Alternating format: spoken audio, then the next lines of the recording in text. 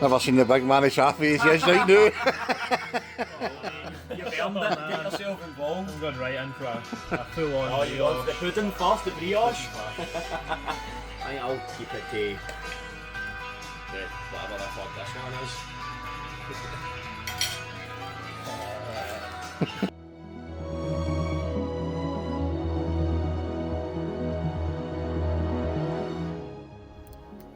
Well, back in lock.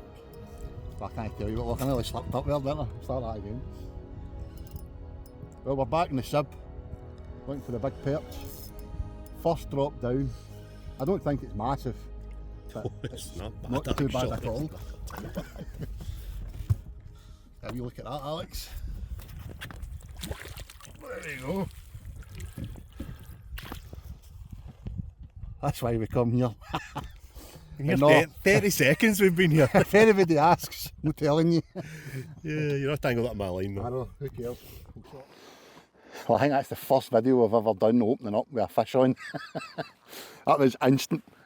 But I ain't complaining. I don't think this perch is shy of £2. Been resting in the net so he's lively. Look at that. Absolute clunker. It's hard to believe we're wanting one twice this size.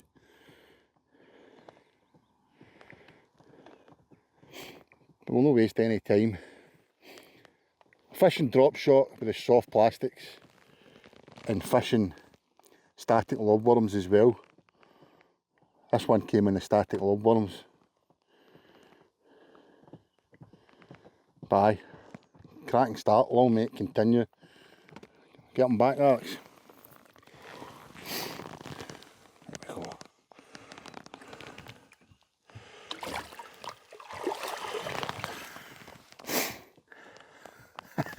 Hope that continues. A great start. Right, Alex, over to you.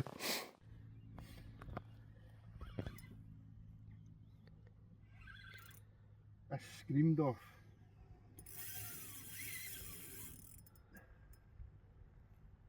This is a perch.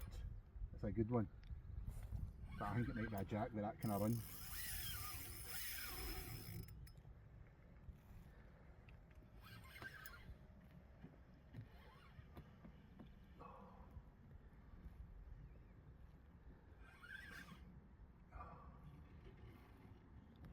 Oh. This is a perch, it's a doozy.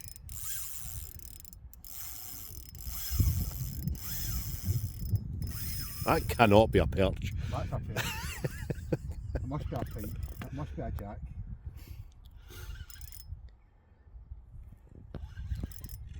I'm never worried about this. Please be a perch. But I think it's a pike.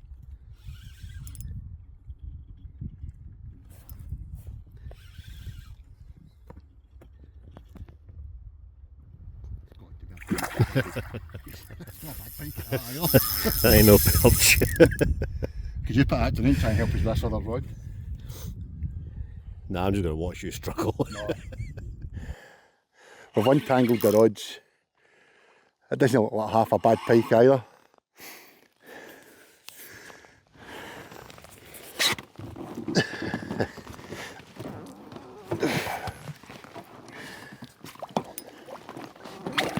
Oh, you shitey. And away I goes again. They're a better sounding fish than a reel going like that.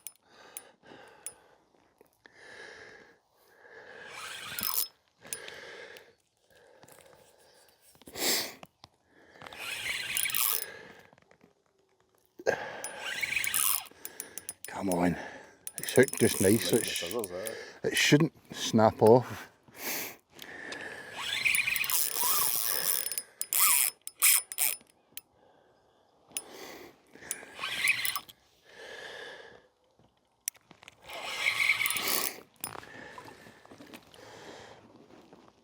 Bigger net.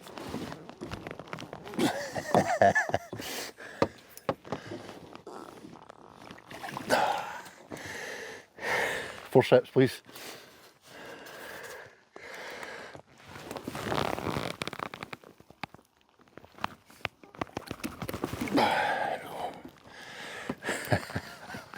Believe that. 2 drops, 2 fish. There we go. What's that? 80 centimetres, 82. That's probably the biggest pike I've had this season. Get a wee look at him. Not what we came for, but welcome nonetheless. 9 gram drop shot rod and a big lob on him. What I think happened is, I seen a wee rattle, I think that was a perch, and then he's come along. Get him back.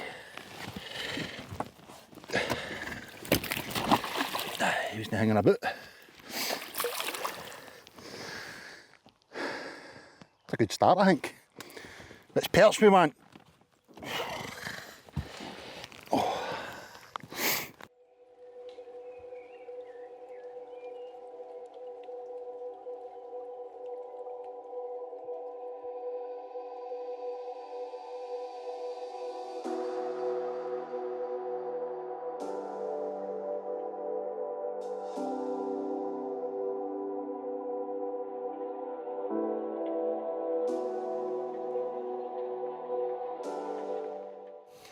Well, finally getting on the action there. Shortly followed by Gordon's rod tearing off. Mine's is bouncing around all over the place over there. It's a bit mental. These aren't big fish by any means, but any perch is a nice perch, isn't it? I'm going to try my best. Excuse me. To show both of them. Which is easier said than done with these fish.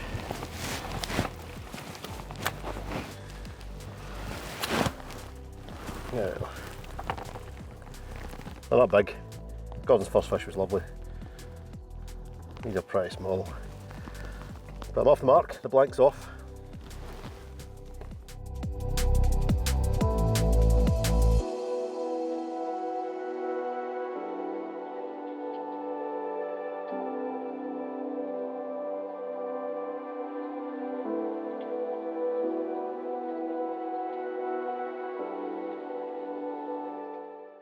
I thought this one might have been a little bit bigger when I first hit it, but I don't think it's that big. No, it's not bad. No, that's not. Thought it was about twice that size. Maybe we can just lift him in.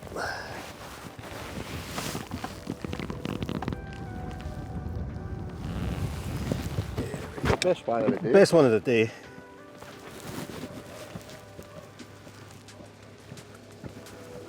Got our fingers out the way. There we go. Still only small for this place, for the standards of this place, but it's my best of today. Literally just dropped that down and oh wait, so I'm going to need the net for this one. Not a bow stretch though, that's the thing. Thank you, Jude. That's more like it.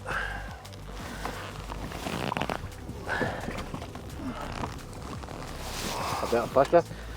It's alright, aye, getting there. I'm going up the way. We'll get ourselves sorted. Yeah. Well, it took me a while to officially, properly get on the scoreboard with a decent fish. But we got there eventually. Have a look at him. Getting on for £2, don't know if he's quite there. But, if I can just lift him up.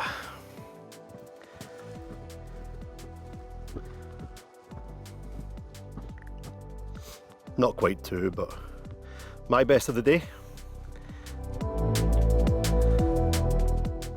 And while I'm here, this is the first time I've managed to get on this place.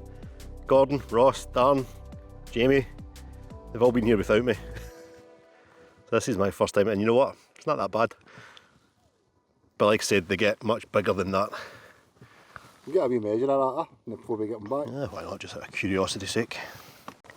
So I'm not really into this whole measurement over weight thing, but he's been doing it for a wee while. This one goes, what, 36, 37. It's a wee bit further forward there, so let's say 37. I can just shift them back a touch. I'll give you 37 on that. There we go, yeah, 37. So what's that in? What's that in old money then? What's that in? I think that'll be just slightly over 2. Yeah, give me 2 for that one. Do you want to wait out of curiosity? Nah, I want a 3. Right. I want a 4. I want a 4, you want a 3. Get them back quickly.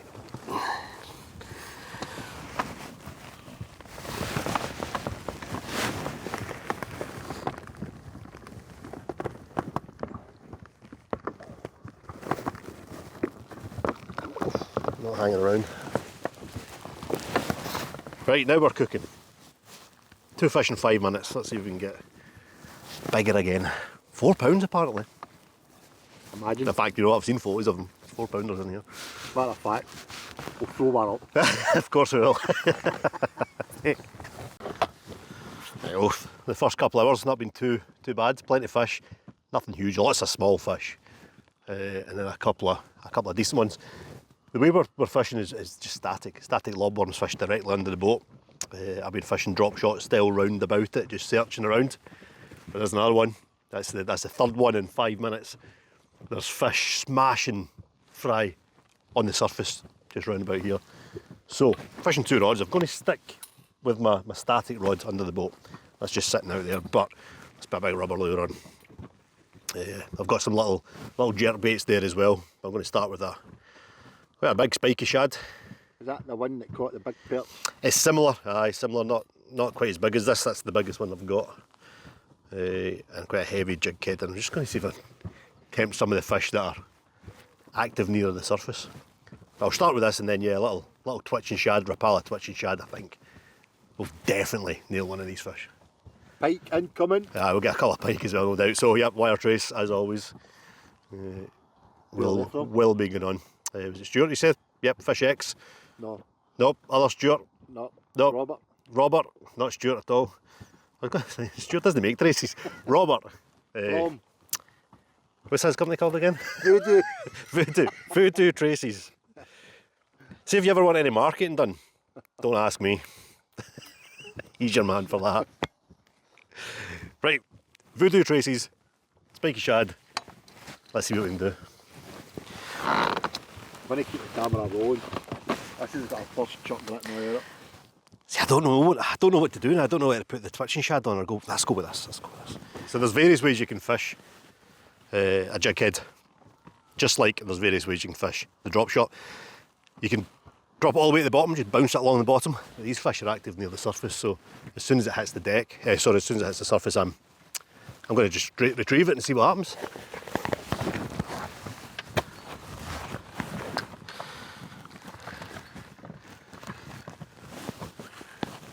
Erratic retrieve. But I think you're right, I think the twitching shad's going on in a second. One of my favourite lures, perfect size for big perch.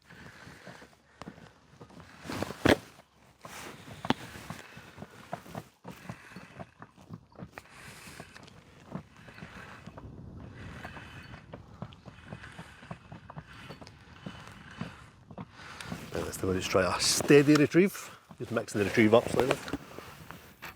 So where we're fishing, it's about 4 feet just where I've landed there, and it drops off quite suddenly into about 18 feet where we're anchored.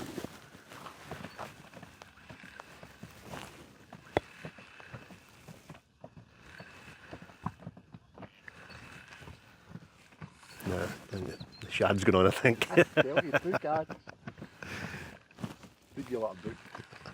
Now, if those fish are smashing little roach on the surface, then I've got the perfect. Nah, let's go. I've got the perfect lure for it. So I wasn't even going to bring this box today.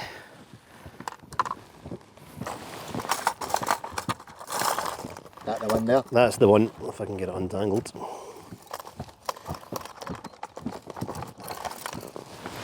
Yeah, if you get perch smashing fry, surely that'll do the trick, I think. I've got more there. Yep. Just don't let this turn into a pike session. It's not a pike session. I guarantee It's you'll not. nail a pike. I probably will, but I know. let's see.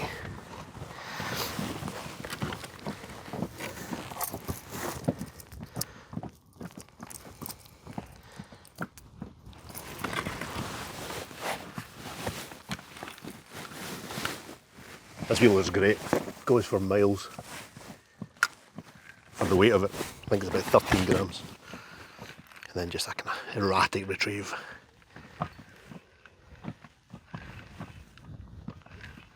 Trying to watch 3 rods here.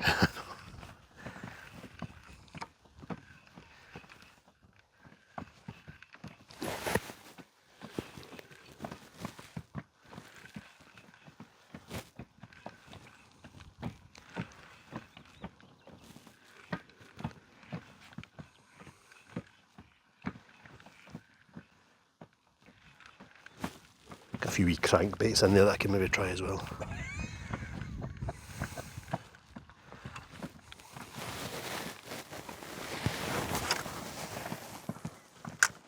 The fish I seen, the first one I seen on the surface, that's where this mic's probably making all sorts of noises, was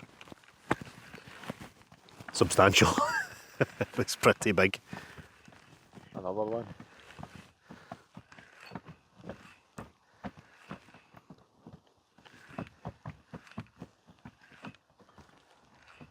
This will keep me busy. This will give me something to do while those static baits fish away. Although I do think I've been robbed of a worm. I need to change that.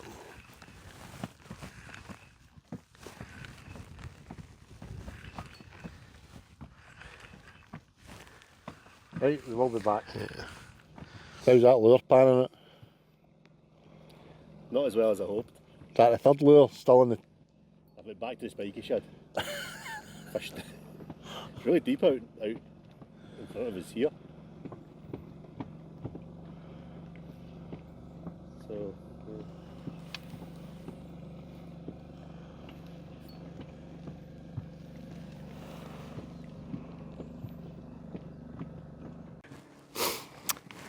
well, do you remember last year, round about this time, I've been getting a hard time for it for the last 12 months, probably more than 12 months, that someone, me, forgot to press record during the capture of Gordon's big tench. The fight was dramatic, it was jumping out of the water like a sailfish, but I forgot to press record. Guess what he's just done? That's the fish of the day, in the net. The fight was alright, but numpty here forgot to press record. Let's have a look at this. That's a nice fish. There we go, so got him on the scales, he's a wee bit lively. Got him on the scales, got him on the measuring mat, and he is the biggest fish of the day. And to be honest, he's the biggest fish I've had in a wee while. I think I got one similar to this size not too long ago. And we'll maybe a wee recap on that later on, explain exactly what happened. But yeah, 2.5 pounds, 2 pounds 8, 42 centimetres. Getting closer to that £3 mark, and that's what this year's sort of target is. We'd love to go closer to 4, but if we can get one at 3 would be fantastic. There you go, that fish has made my day. Still early, still plenty of time for a little bit bigger. But 2.5 pounds in anyone's book, especially mine, and especially my recent history, I'm over the moon with that. And to see it leave like that is fantastic. This place is alright, by the way. Told you! This one absolutely tore off. I thought it was a pike. Still think it might be a pike, but I don't think it is. I think I got a glimpse of it. I think it's a perch. It's a perch, it's a doozy. I think it is. I think I've seen it. It is. Holy shit. Holy shit. Net, net, net. Get unhook it, unhook it. Unhook it. It's only just like that. Need to put the camera down. Panic. Scenes! We good? Right. Don't get the water, Alex. Don't get the water. He's got it! What a palaver that was. It's not actually as big as I thought it was. But I don't think we got as much as that as we think. what a fight that was. Is that the static bait again? That was the static bait again, yeah. Be glad you done it now. Aye? Right, let's get us Oh sorted. shit, the net's not attached to the boat anymore. Alex. Sorry, I'll get it. Oh yeah, I'll have fish in it, it's fine. Forgot about that crucial part. Did you record that one? Haha. You need to try and grab this net. Right, need to deal with this. Hey, look, second decent fish of the day. Well, third, yeah, third actually, yeah, sorry. Second for me. Just about 39, 40 centimetres, so You're well over that zero, actually. yeah, 40. We'll call it 40. 40. Not as, what? Not as big as we thought it was. It fought like an absolute tiger. £2.4. So a little bit smaller than my last one, but hey, any perch over £2 I'm more than happy with. Nice photo of it. Go for it. Right, I am actually losing the feeling in my feet, so let's get them back. Oh, the top.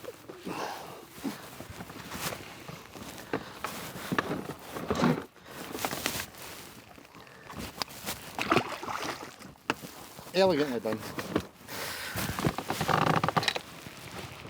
Oh. Need a bigger boat.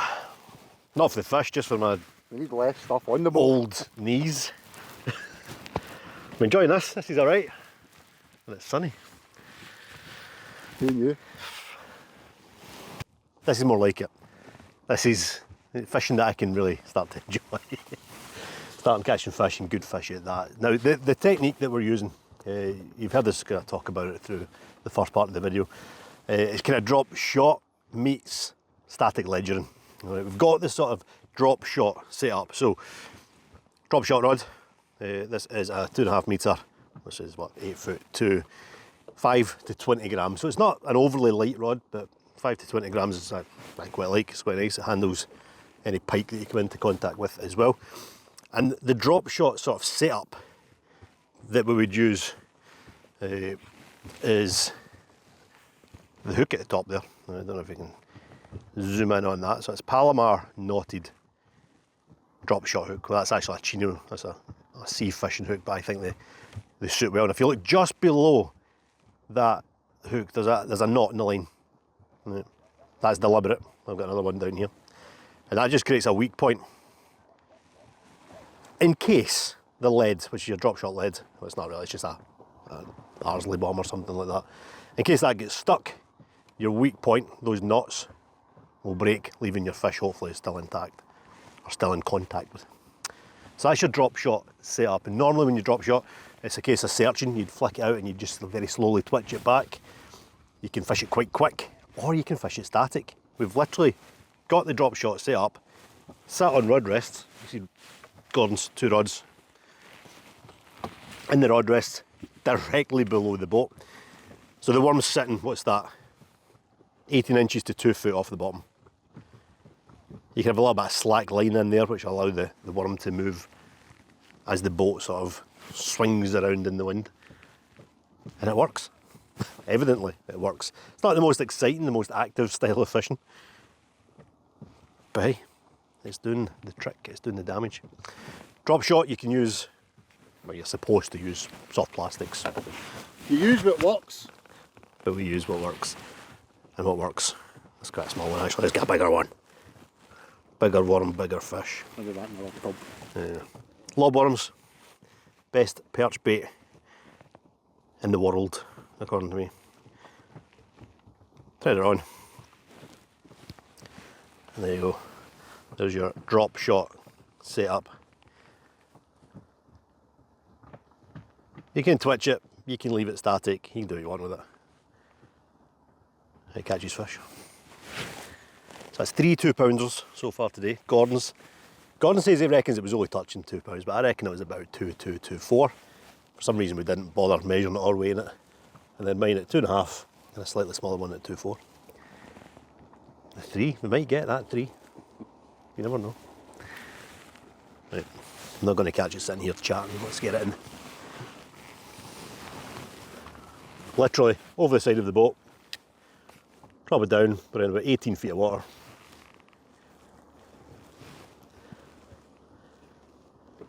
On the bottom.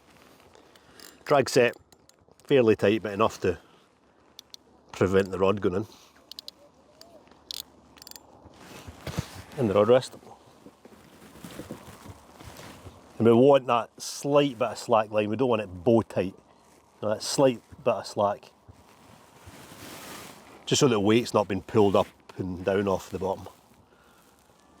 And you just wait, and the bites are admissible, the rod just like that. Go grab that. It's not my rod, here. Ah, it's a baby. Yeah, I'll let you It's get a it. baby. Get them by clicking me. Nah, it's a tiddler. Ah, he's bigger than its belly, this one. So we've had lots of these wee guys. Lovely little fish. They need to start somewhere. 3-pounder. Always starts. There's one of those. Hit them small up. Aye. Okay, drop that back down. That was good to get that in camera.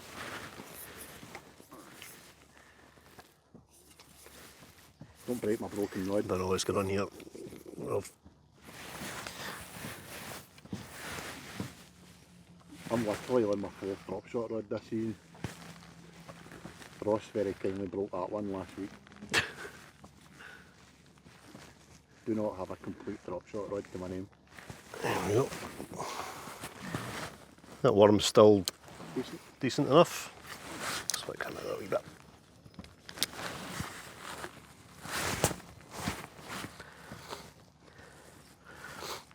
I think we're fishing braid on all rods. Bite detection's much better with braid. The fight is much better as well. Well, I know I made an ass of that capture there that Alex had a couple of fish ago, but hopefully we made up for it with his other 2-pounder. I've stopped for a wee breather.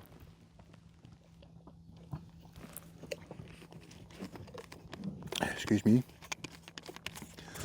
You can't find me stop for a bite to eat or a drink, man, the rods goes, so we're trying it out again. Thought I'd take this opportunity to talk about a couple of trips that didn't involve a lot of filming. One of the things we spoke about before we started or even put together the first YouTube video was this was never going to overtake our fishing. We enjoy fishing first and foremost. This comes second. So with that said, any time we've been out, we do always have the phones with us. So one of the things to recap on, which we would like to recap on, is we were on the lake of Menteith pike fishing, and Alex had this 6-inch Fox Rage rainbow trout lure, and he thought, I'm going to give that a go. But what we didn't expect was, how big was it? Between 2.5 and, say 2.5. Aye, 2.5. Those are the 3 that he thought it was. I'll start playing the footage now. But as you can see by the excitement and the panic to get the net in the water.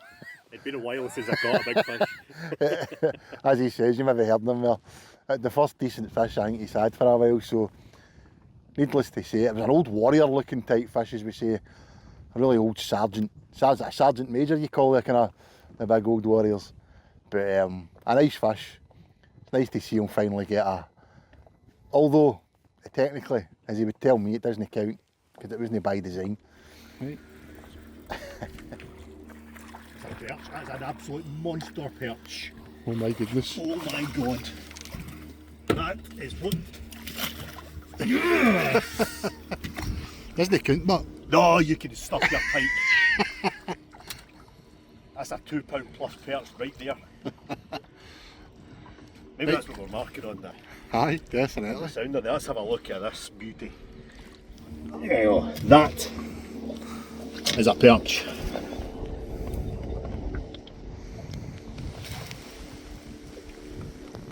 can keep your pike fish when there's fish like this around. Look at that.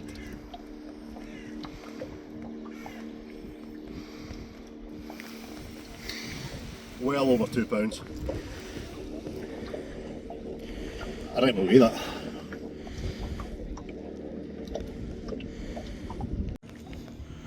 There we go, it might not count as an official capture, but that is a specimen perch. How big did it go? Well, it's £3 in the net, so I'm saying it's probably close to 2.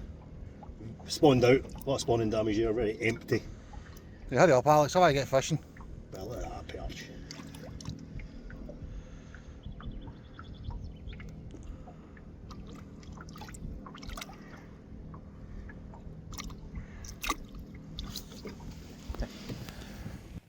With Alex work pattern, I'm sorry I'm keeping watching the rods as well. With Alex work pattern, sometimes he works the weekends. So that's where maybe me and Ross will maybe head out if Dazza's working or whatever.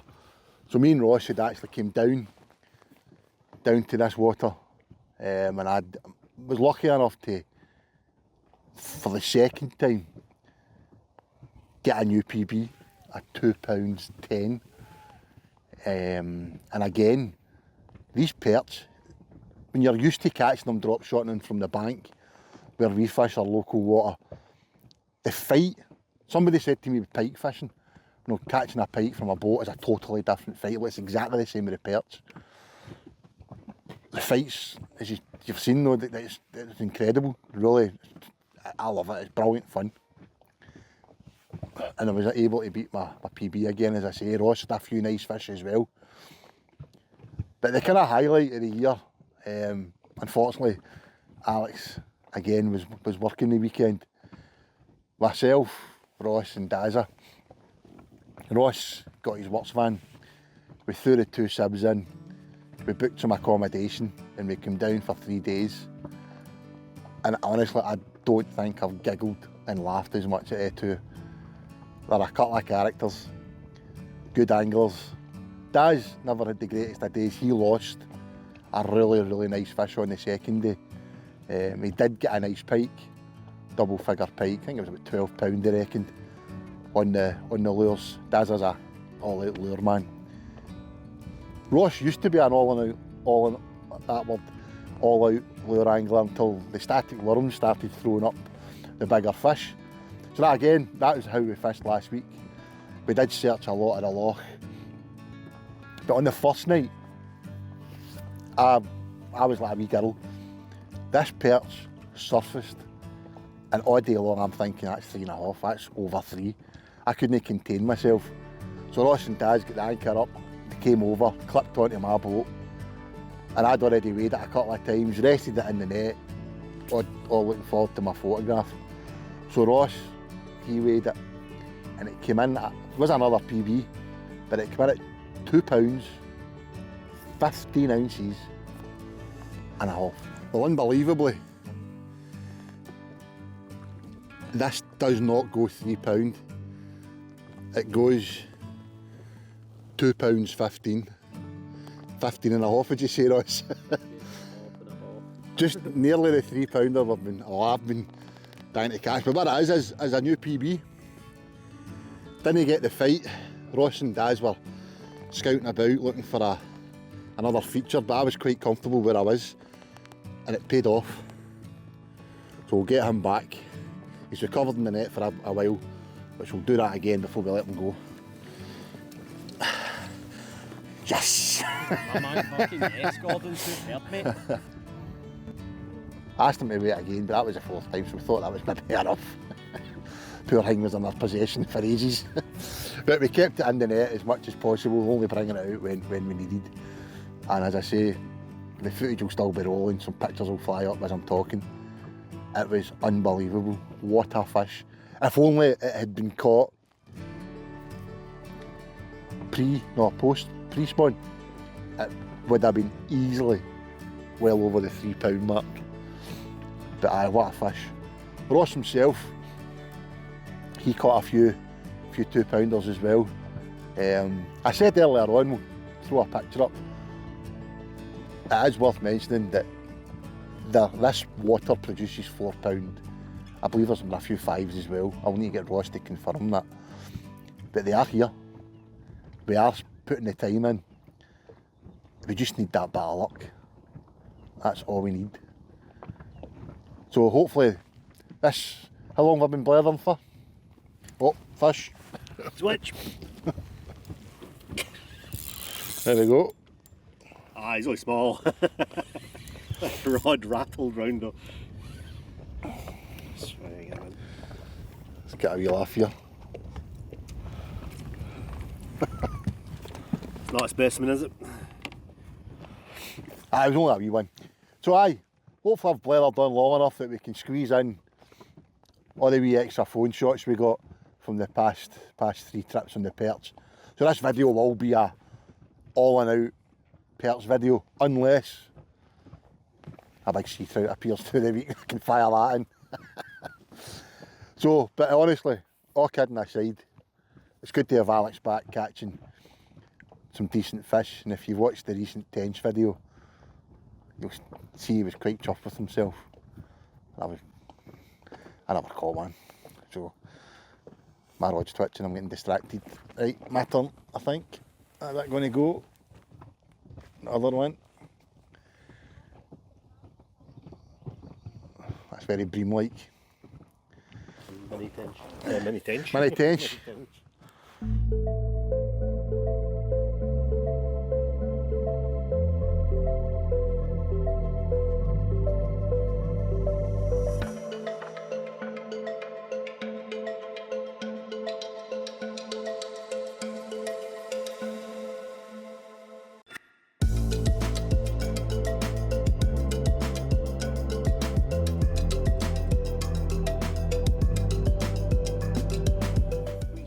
Reposition with the boat there, and then first drop straight down, marked a load of fish on the sounder, load of bait fish probably,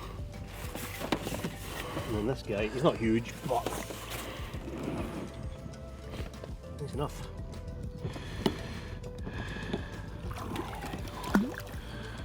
Felt bigger initially. Yeah, they always do. Give a quick look at him. Some didn't it give you, but what? You just never tire catching. I mean, like that is absolutely full of fish. So it's probably just sitting on that bait there.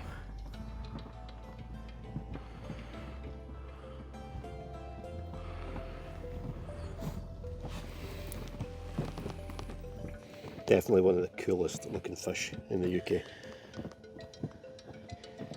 Must admit, these fish are probably not the greatest in terms of colours. Very washed out. But look at the red of the fins. No? I'm sure Ross that pointed that out before. The colour of the fins are far more red than they are. A bit rusty with the handling, Alex. Have you tried to handle? They're spiky. Just covered with spikes.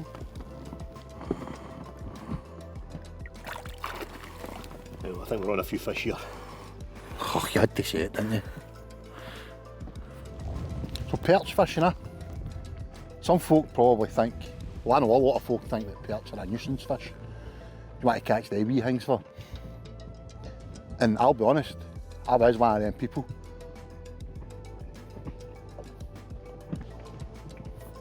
Oh, so I'm watching my rod.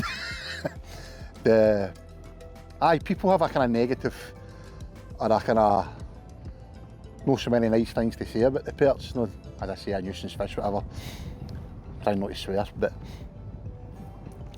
believe it or not, I've been fishing on and off since the age of, I think, 8 or 9. And one of the things that always eluded me, now whether that was down to location, I used to fish a river called the River Calder in East Kilbride where I grew up.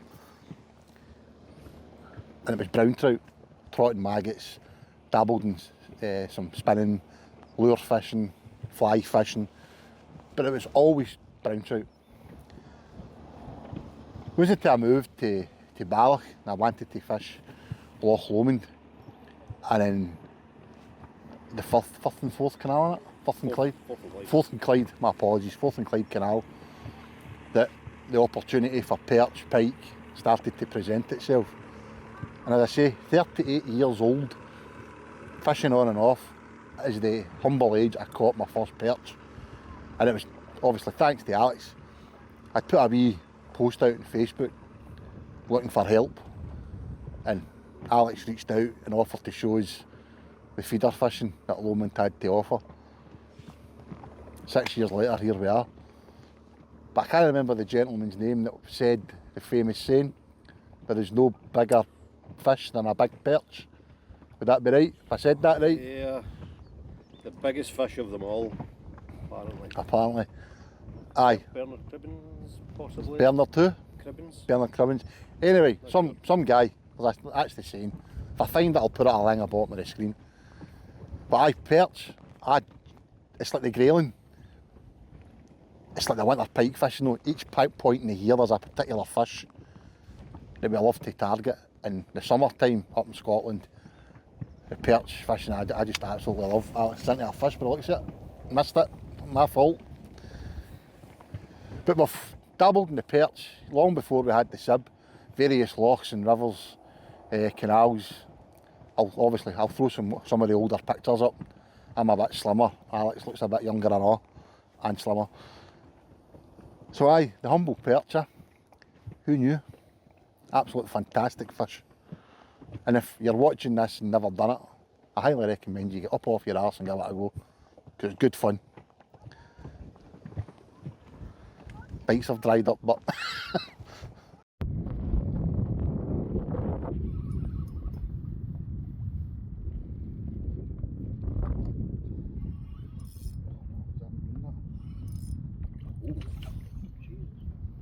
don't know what sort of camera bites I've got going on here. Don't worry about it, just get, that's a big fish, just get a fish.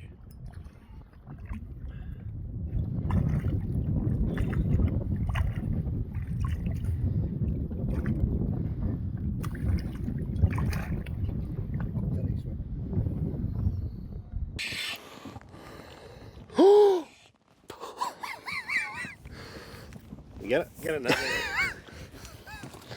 2 rods, 2 fish, 1 net. That's Holy shit. 2 fish I've caught. Must have about 5 ton of fish in there. Holy moly. right, we'll be back in a minute. There we go. That was the second one.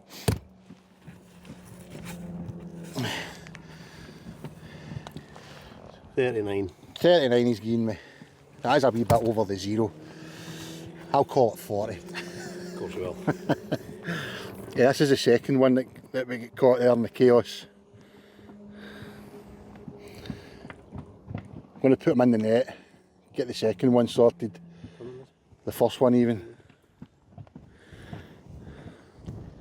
A wee bit towards you. A wee bit towards you. Towards you. Maybe try and get a nice photo with Head up.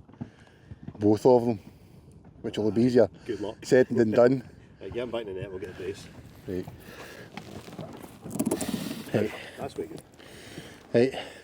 So there we go. A brace of perch. I forget what one's what, but I think that's a £2.4. That one just scrapes £2. So we'll get them back.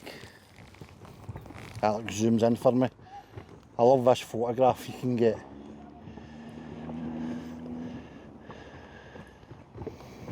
I love this photograph you get just over the water. A nice fish photo as well.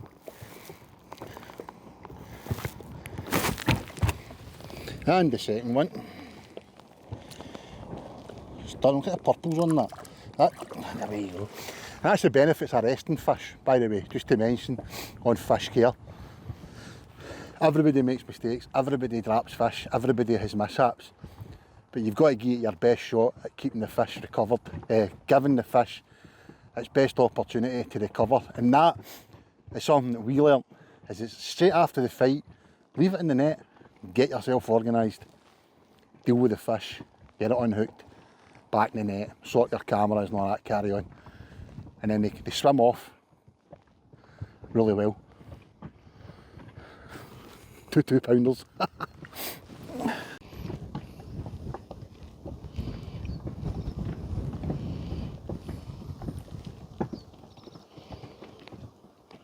Can't be broke in a minute.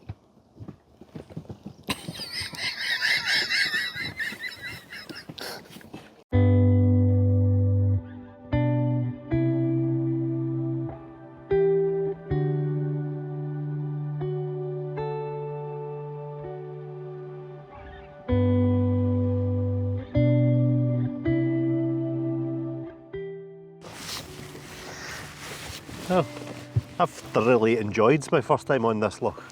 I say my first time on this loch, my first time targeting perch in particular. I've fished it on the feeder before through the winter and done well on skimmers and dace and roach and whatnot. Something I really want to do again actually, so that might be another episode. But Perch, what a place, what a place. Not getting anything really big today, but we've still got a few hours left. You never know, still getting my eye on that rod. I think Gordon's just lost a decent fish. It looked like a hefty bend in the rod. But I think all in today, so far, we've had about 5 2-pounders. About 20 little things about that size. And a good few sort of in between as well, so. No 3s yet, but 2 pound, 2.5 pound perch, they're just lovely fish to catch. And the weather's been good. The wind's been a pain in the arse. Swinging is, we really need to sort our anchor situation out. We need to get a stern anchor just to stop the boat swinging. So that's the Stern, next. point, need to point to outside that is Stern's the back. where the engine goes. Bow, stern, a back anchor. So that's the next job. Apart from that, it's been pretty good. I've enjoyed it. Update on the technology. I'm getting to grips with it. Starting to. We've loaded Navionics, and initially it just wasn't looking right, but it's looking good now. Getting to know the loch a little bit. Aye, all good. Only one thing missing. 3 pound perch. Correct. It's coming. We're not going to give it into dark. We've got a hell of a long drive home. And it takes a bit of time to get this all packed away, so I think we'll go until we run out of bait though. Yeah? Aye, still how that goes. Good old willy worm, lob worm. But no, it's nice to be back enjoying fishing again and actually catching fish and catching nice fish at that. A long way to continue. It's not as big as I thought it was. I was getting excited there. That's one absolutely tore off. But it's just a bit of an energetic one. Alex nearly count me out of the boat here. Oh, there he goes. That'll teach you. I wouldn't be doing that with a 3 pounder. No, you would not. And if you did, you'd have got launched in after that. This is I think it's a pike. This is a perch, it's an absolute doozy. I think it's a perch. That's a Pike. short burst there, a run there. Yeah, it's not long enough run. It's pike. It's pike.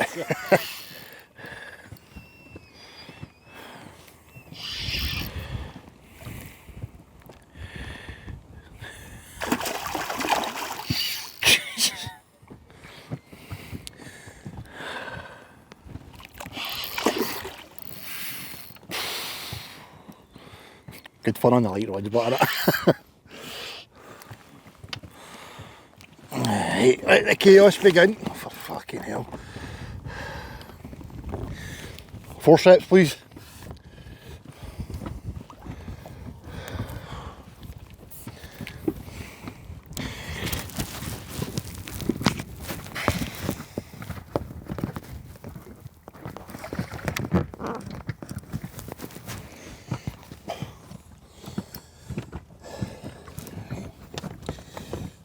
A bit of luck. Come on, you. You're not getting any more line. Ah, cheers.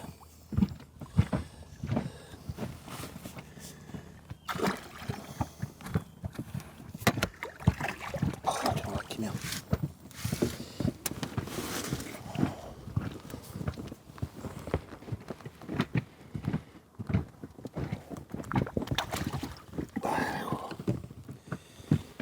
Only thing with this is you need to check your rig now. I've just tied this. I think I've got away with it.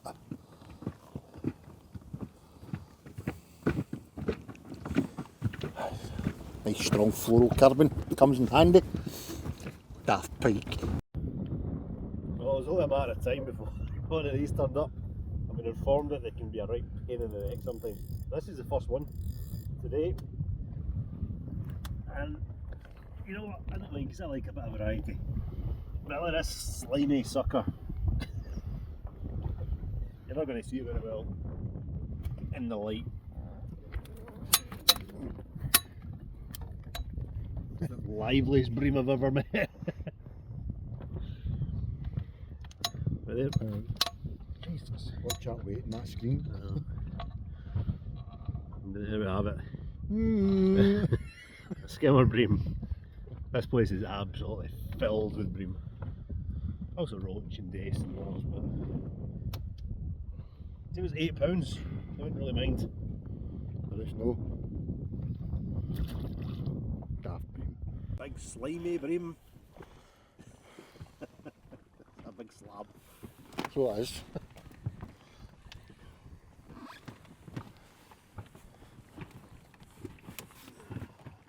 Fill hook, big slab.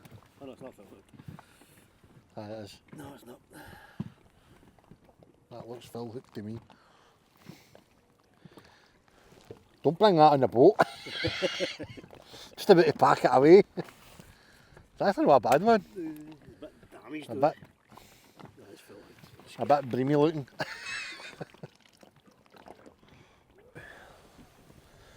Well, calling time on today. It's a bit of an effort putting this boat away. Got a long drive ahead of us.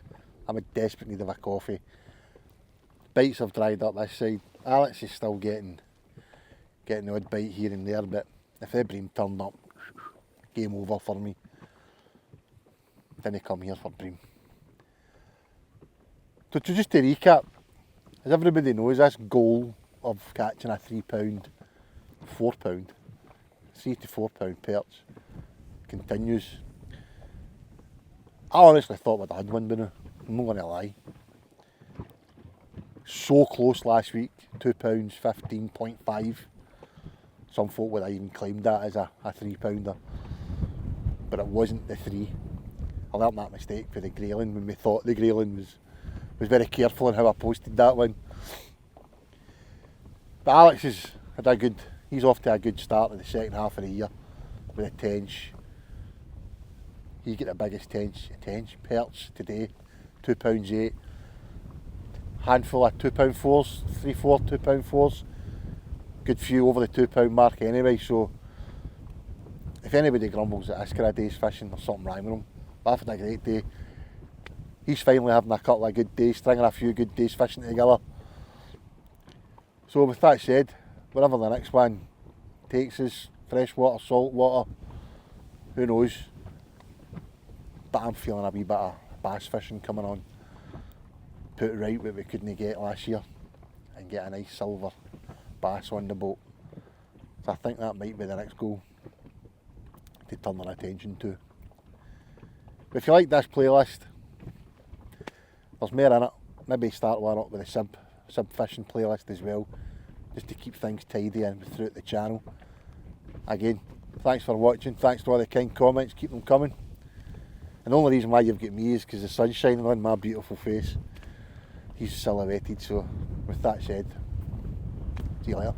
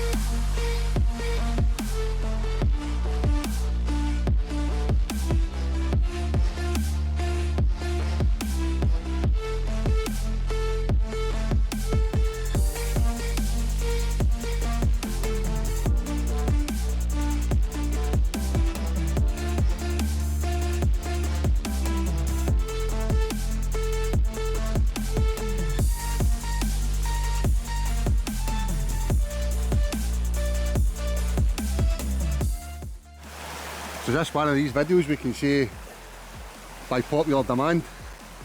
Aye. Catch and Aye. cook. Aye. That's the plan anyway. So we've got no fishing rods today, but we do have these. The little Bo Peep baskets. Which means what? Hopefully it means Can fill them. mushrooms. Mushrooms.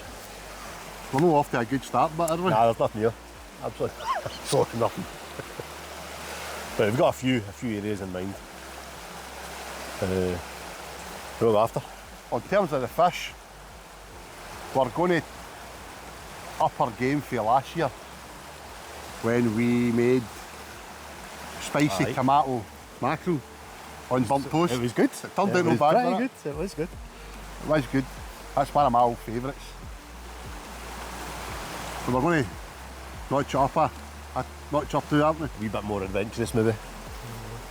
So this is day one of how we're planning to put a midges, by the way.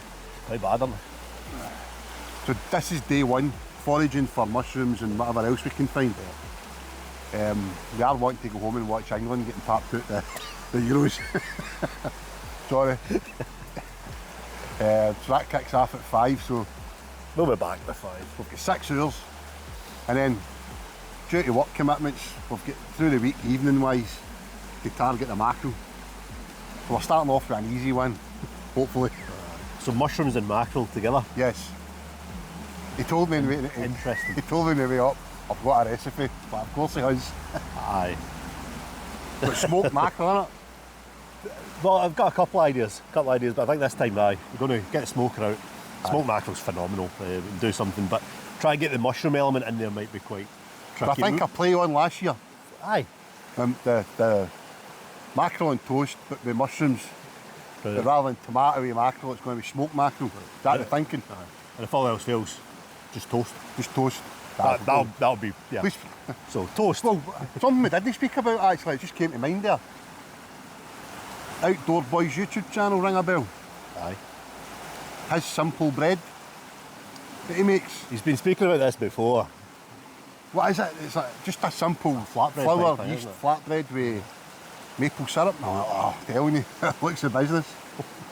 But we'll see how that pans out. We've got a few days to get this content pulled together to make this idea of a video we've got. So A couple of hours on, a couple of days. So a couple of minutes if these midges these keep midges are up. pretty bad. So So we'll get cracking. chanterelles, that's the plan. We're still early in the year. It's only the beginning of July, so there's not going to be a huge amount about. But there should be some chanterelles somewhere. And chanterelles are the golden ones, aren't they? Golden chanterelles, and they're good. And they're tasty. Kind of nutty, aren't they, if I remember right? Brilliant, sweet, nutty, firm. Anything else? Hedgehogs? Too early for hedgehogs, Too I early. reckon. Too early. We might get some of the bullets, some of the maybe a sep or some sort, or a scarlatina. I don't know. Might get nothing. No. Take Confident. positive. Too much negativity with your crap fishing this year. You need to keep the positive head on. Right, let's go and have a look then. Let's go. I need to get away from these midges.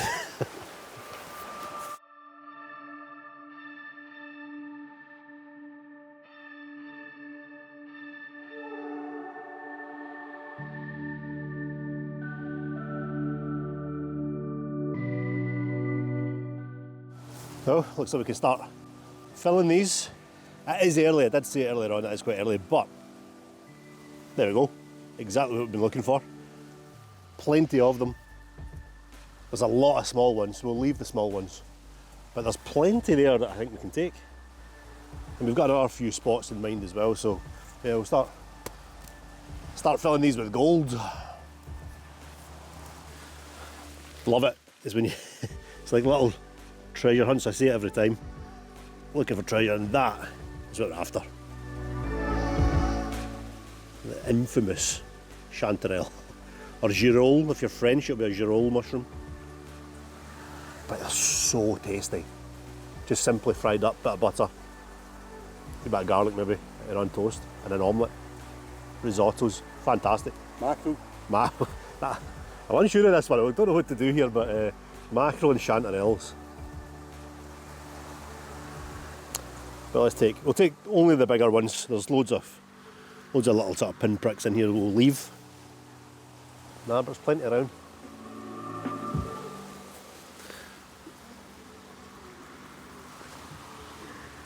These are generally smaller than... That one's actually quite nice.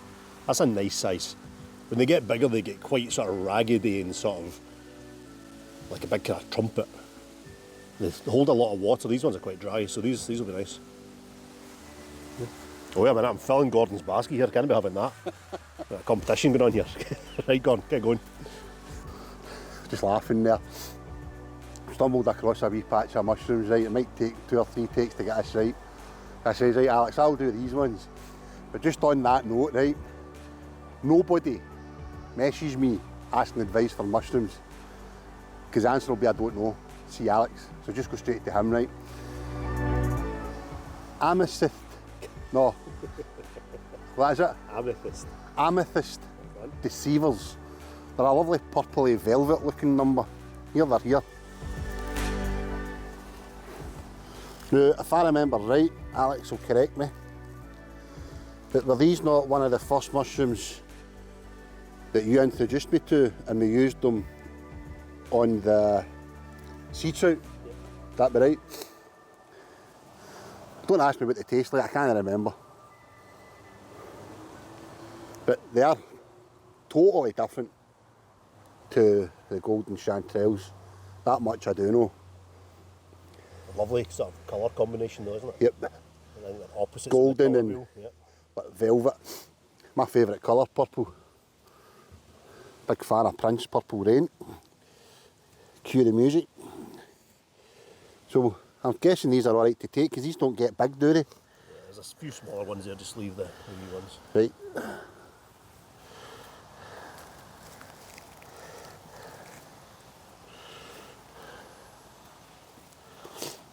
These midges are going to be wild today. So Kevin from America that I was out fishing with, he actually asked me last week, does Scotland not have any bugs? I said, have you not heard of the midgie? And he looked at me as if I was daft, which meant he hadn't heard of it. Well, luckily for him, he didn't get to experience it last week because it was windy. But they're making up for it today. Oh, this is the only thing about a scary one, isn't it? When you're down here, try to get back up. Oh, that's a good start.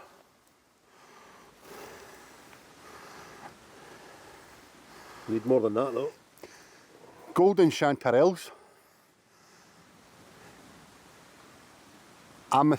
Amethyst deceiver. Close enough. No, what we'll do this time round, we'll put the actual name along the bottom of the screen, right? Because I'm hopeless at pronunciation.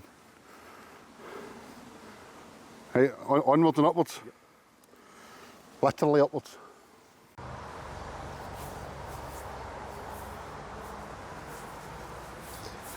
So Gordon said a minute ago, not to ask him about mushrooms. Don't ask me either. All right, don't ask me either. I'm not in a position to be giving out advice on mushrooms. I do my own research and I'm pretty confident with what I'm picking. But if you're going to do this, just search it somewhere else. No, there's better sources of information out there. Check out articles online, check out books. And there's a cracking website that I use and I think it's pretty reputable, Wild Food UK. There's a website, there's a YouTube channel as well, and it's brilliant. It gives you all the sort of information, the critical identifying keys that you really need to know. Gill colour, stipe shape, loads and loads of stuff, because Gordon just walking up the path here, glances down and thinks, oh look, there's another one, another chanterelle. You'd need to be pretty non-observant to realise that, well, not to realise that it's not a chanterelle, but it's so easy to pick that. I don't actually know what it is. Let's have a wee look. To pick it and think, it's a chanterelle, but it's not. Look, it's completely different. Same colour, very similar colour, but different colour stem. The gills are pretty eaten on this, but it does look like, I don't actually know what this is. It does look like it is a bolete of some sort, because it's got a little bit of pores left there rather than gills. So the chances are It is edible, because any of the poisonous bullets will either have red on it or will stain blue when you cut them. So break that, it's yellow all the way through. But you know what, I have absolutely no idea. I think it's a small bolete of some sort, I'm not too sure, so that stays. And then on the sort of same track as that, chanterelles, they're fairly easy to identify. Again, take your advice from somewhere else. But there are a couple of similar looking, very poisonous mushrooms. The false chanterelle to an extent is fairly mildly toxic, but a jack-o'-lantern, that could kill you. You know, they don't look identical. You know, they're fairly straightforward, but it's easy to make a mistake, especially if you just go on colour alone. So that one stays, and the search for more chanterelles continue.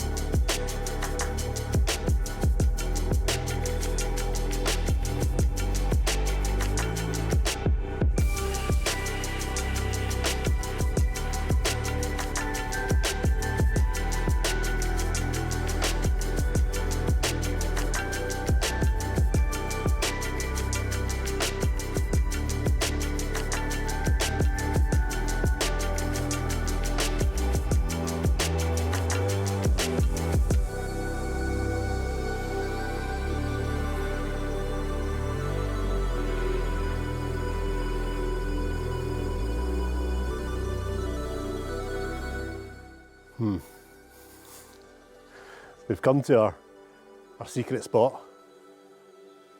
The spot that we thought was going to be a banker. But there doesn't seem to be many chanterelles at all. In fact, there's none. Not found a single one. However, Gordon did find this. It's a wee bit old. But that is one of the russulas, or brittle gills. And by this one, it doesn't have brittle gills. It's quite waxy sort of feeling gills. Stem's a bit eaten, but it's definitely a russula type stem, and that sort of grey, green sort of top tells me that it's most probably a charcoal burner. The charcoal burner is a mushroom that I've known about for a wee while, but only just tried it, like ate it for the first time 2 days ago, and it was pretty good. So they're a fantastic eating mushroom, charcoal burner, but I think we've had to break this one open. It's a bit maggot eating, it's seen better days, so I think we'll leave that one. But it's a good one to know. The russula family is a tricky one. I think there's over 200 species in the genus. So genus is like a family of species, and there's 200 different types of these. But this one, the only one that doesn't have the brittle gills, it's got quite, like I said, waxy, pliable gills. But the maggots have got there before us, so that can stay. Come on, there must be some chanterelles here somewhere. I think we're on the mark though. I'm pretty sure it was up there that we found them last year, and we found them by the basket load, absolute basket load. We'll go up and have a look. Sure, I had that deer or something cutting out there. Aye.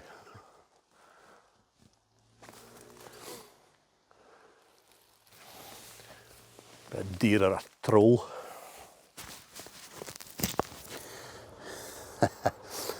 We're beginning to panic here that we came all this way for nothing, but Alex with his eagle eye spotted these in the distance just as I was heading right for them. Oh. There we go, I can see these ones, chanterelle. So the ones earlier on, then the ones now slightly bigger. So we'll definitely be taking them.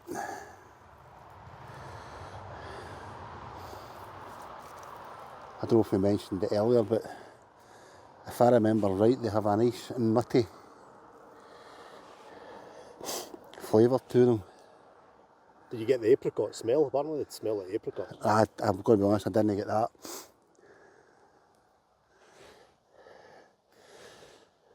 But apparently some of the whiskey that I help make smells of toffee and all that, and sometimes I don't get that either, so as long as it tastes good, who cares what it smells like. There we go, that's just one wee patch, so hopefully we're about to... There's a few more kind of dotted around as well. Hopefully we're about to stumble across, because this time, this area, as Alex said last year, I'll throw a couple of the pictures up from last year, because they were stunning pictures of an absolute bumper haul we got of these. I'd made some patty out of them and they were really, really tasty, so let's go and see if we can find some more, because it looks as if we've stumbled across the patch.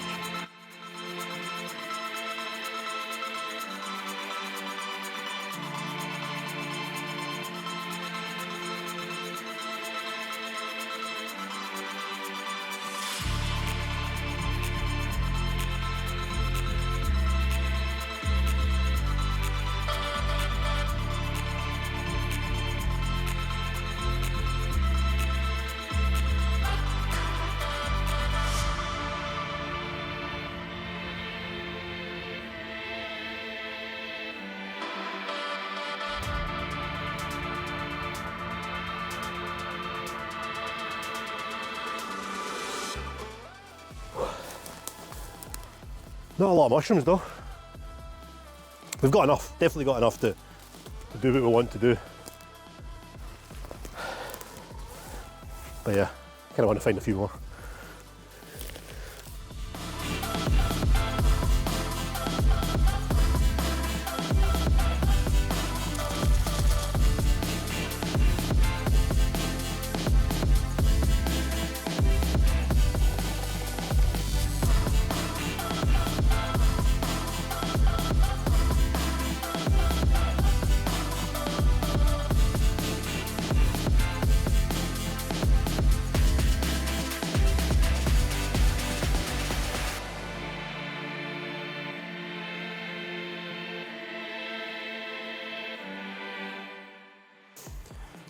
Right, I think we found the poster boy of Chanterelles, at least today anyway. I spotted this one a mile away and I've been sent in to take a photograph of it. Gordon's getting into his mycology, I think.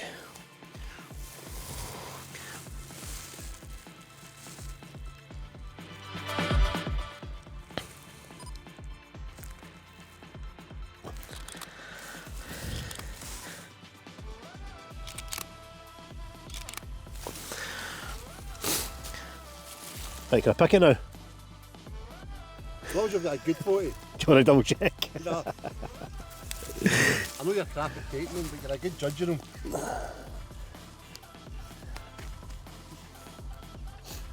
That's the size we really should be looking for. But like I said, it's early in the year, so we'll take anything we can get. We'll leave the small ones, so we'll leave those.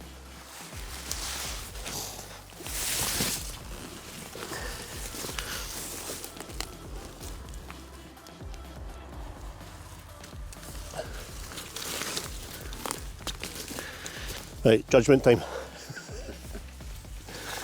Have a look. Best play. Film this as well.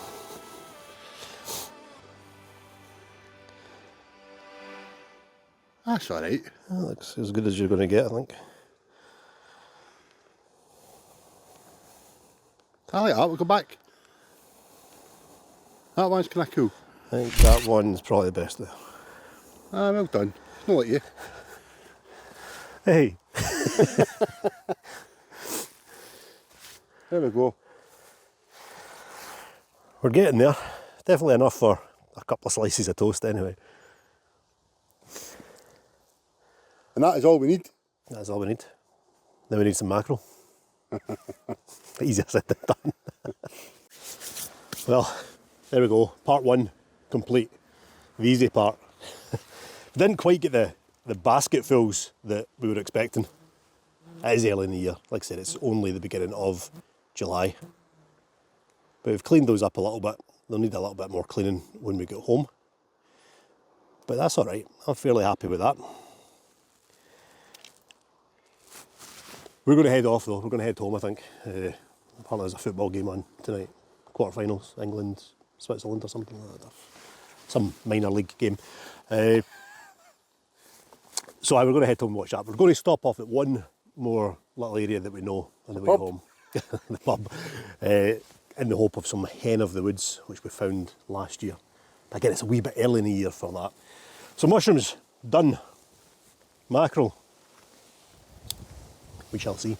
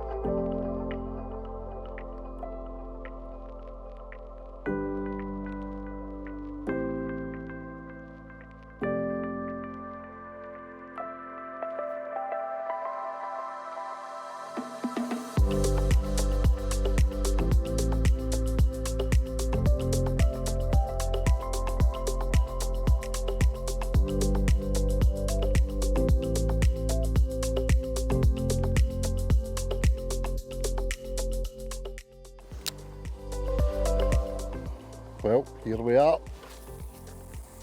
Mackie bashing. We hope. Well, this video will probably go out a few weeks after the football, but the plan was to go home after getting the mushrooms and watch Switzerland beat England, but England won that.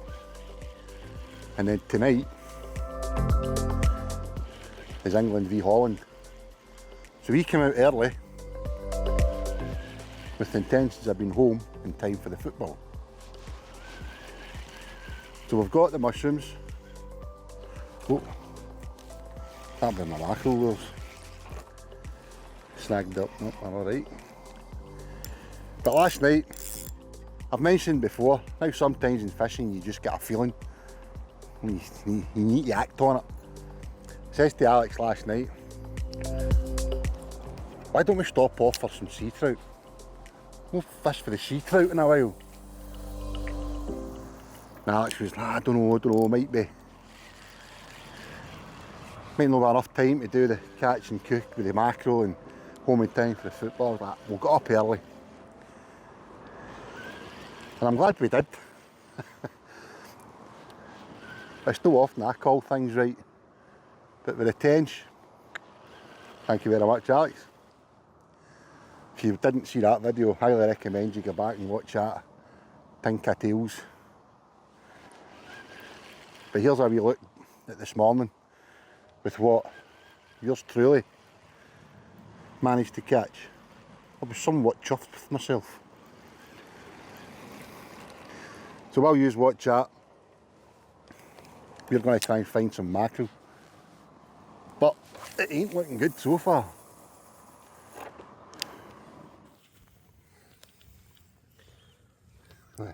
Well, the plan was mackerel, but with conditions as good as this for sea trout. It's a nice one as well. Oh, it's off. Oh, no it's not, no it's not.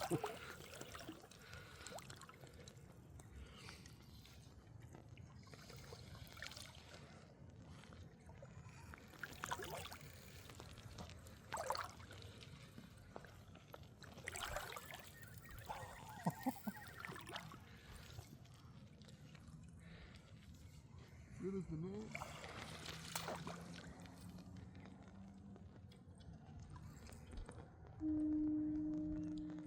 Aye, so with conditions are as good as this for sea trout, it's hard to drive past and go for mackerel.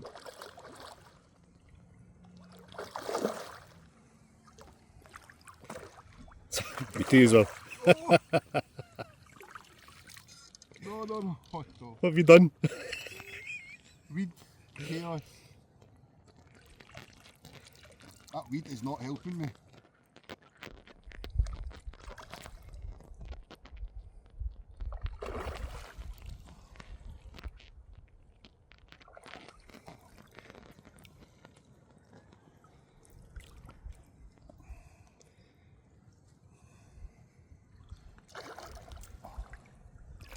That weed ain't helping at all.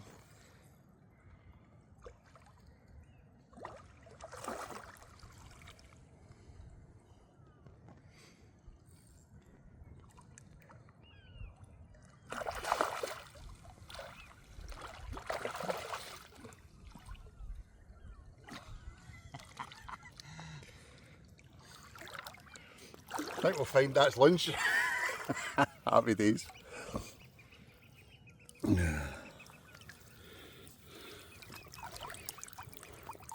Clyde boat. Told you we'd get one. There we go. I do have a permit. It is a legal fish. All above board as we said last year. Just going to take the one, but I think we're going to stay a wee while.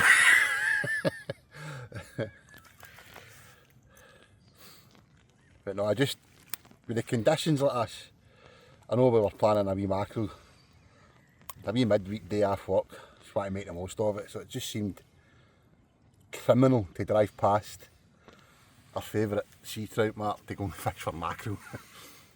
And like the tench, I was proved right yet again.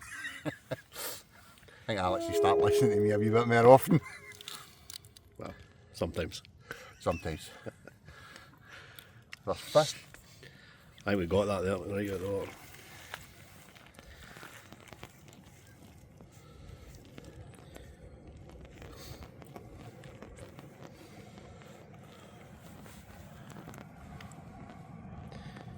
Bit of coloured fish.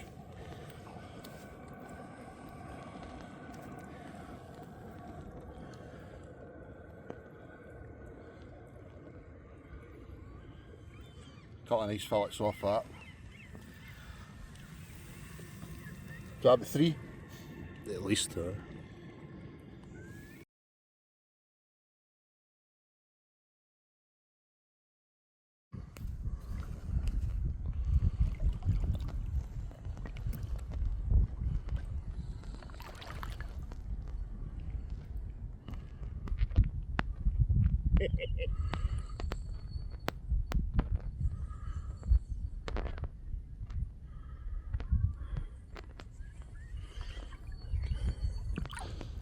Watch that big clump of weed.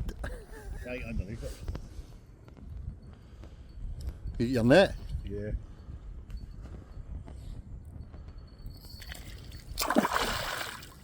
Right, I'm going to end up in the road here, aren't I? I'm not being the reason you lose this. I'm getting out the road. On the lure, so you usually you lose more than you land on the lures. Single or treble? Treble. Treble's all the way. Right, I'm out the road here.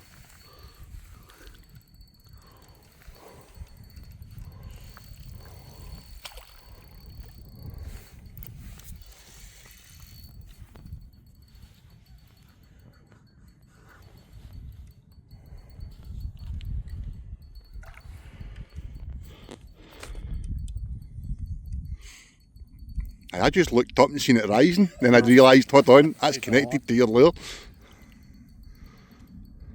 Nice silverfish.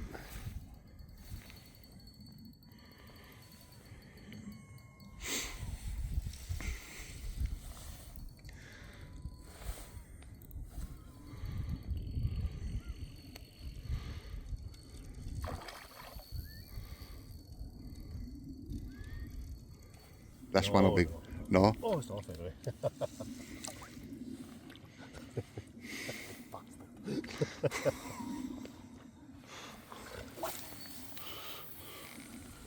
What happened there? Ah, you distracted me.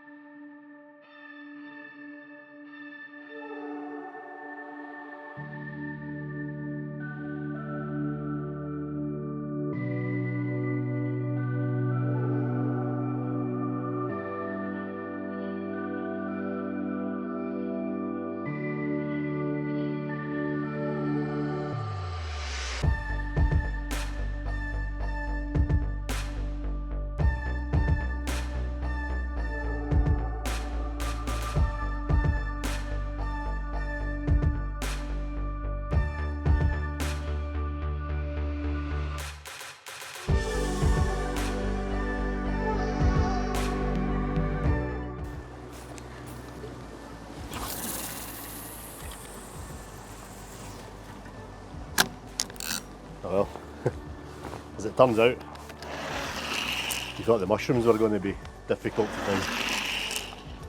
That was the easy part. Mackerel, the easiest fish to catch in the sea. Aye, right. I say that, we've only been here 20 minutes. But I was really hoping for a couple of fish off the mark, off the bat. It's just such a hit and miss. If they're there, you'll catch them. If they're not there, you ain't going to catch them. Pressure's on. Got some nice mackerel-based recipes there. I really want to try them. Obviously, we've got Gordon's little baby sea trout to fall back on. It's a bit ironic, isn't it? Can't catch a mackerel, but a 4-pound sea trout. No bother. We'll stick at it, and then we'll get a fire going. We'll get the smoker on. We'll get those mushrooms on as well. Always get the mushrooms. And it'd be nice to get a couple of mackerel. Nice one. Don't need many, just need, what, 3 maybe? The sea trout is a good backup. You're welcome. Still gutted that I lost mine though, that was a cracking fish. Right, let's stick at this for a bit longer. There we go, get a wee bit worried there for a while, but found one, and it's quite a nice one. So I've got special plans for him. And I'm going to get him right on the salt straight away, because there's a wee bit of care needing given to him before we can eat him. But hopefully we'll get a couple more, but that's a good start, because we're starting to get worried there. Oh, it's a wee bit awkward to actually find a position here, but I'll ram myself in between this crack. We got one, eventually. We got one. It only took about an hour and a half. And hopefully we'll get a few more. It's a nice size one, so I'm going to do something a little bit different with this. We were thinking about getting the smoker out, and we've still got it there, and we've still got Gordon's trout. Hopefully we can get a few more and we can get them on the smoker, but this one is sashimi bound. Shiba Saba, I think, the Japanese sort of phrase for mackerel sashimi. But here we go. Got them filleted up. I mean, you literally don't get any fresher than that. 5 minutes out of the water, gutted, filleted. And like I said, they need a wee bit of preparation. So we're going to salt them. Going to salt them for an hour. So I'm going to put loads of salt in there. And what that'll do is it'll just help firm up the flesh a little bit. Help draw the moisture out. So he goes in there. He goes in there. And again, a ton of salt over the top of it. This will get rinsed off, the salt gets rinsed off afterwards, and it's just to get that moisture out of the fish. We'll leave that for half an hour, rinse the salt off, and then we'll lightly pickle it in some rice wine vinegar. And then slice it up, serve it with a wee bit of wasabi dressing, and some crunchy veg, some other bits and pieces that we picked up earlier on. Right, see if we can get another one. Still only one mackerel, but we don't have much time to waste with these guys. We need to get them prepped as soon as possible. So what I've done, like I said, you've seen, salted them for ideally up to an hour, but we're a wee bit short of time, so we went for 30 minutes. Then I've taken them out, rinsed all the sauce off, all the salt off, and kind of dried them. And then in here, mixed up 50-50 sugar and Japanese rice wine vinegar. And I'm just going to use one of these little Ziploc bags. They're quite handy. Going to put the thoughts in there.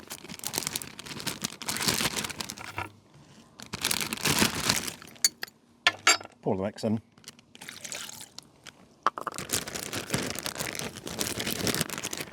Seal it up. And just let it marinade in that. I'll go skin side, flesh side down, I think. I'll let that sit for, again, ideally, you could do overnight. I mean, I've read a few recipes that say do it for 24 hours, 12 hours, but we'll do it for probably an hour. And then we should, I've never done it before, but you should be able just to peel the skin off after it's marinated. Slice it up, we'll make it look pretty, make a little dressing. That'll be our starter done. And then we'll turn our attention to Gordon's sea trout mushrooms. Sea trout mushrooms.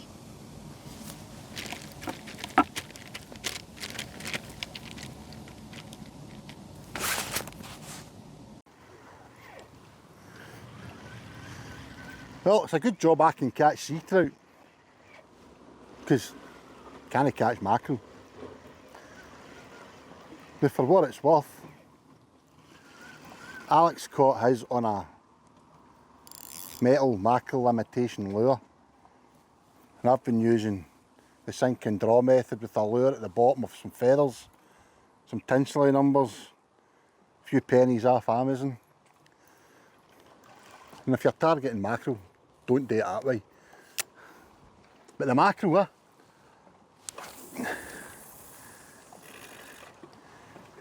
probably one of the most underrated, undervalued, overlooked fish that we fish for. They're extremely good for you, I'm told. I absolutely love them. And if you remember last year, spicy tomato mackerel and toast was a bit of a hit. They taste amazing. They fight. If you do hook one, they fight well.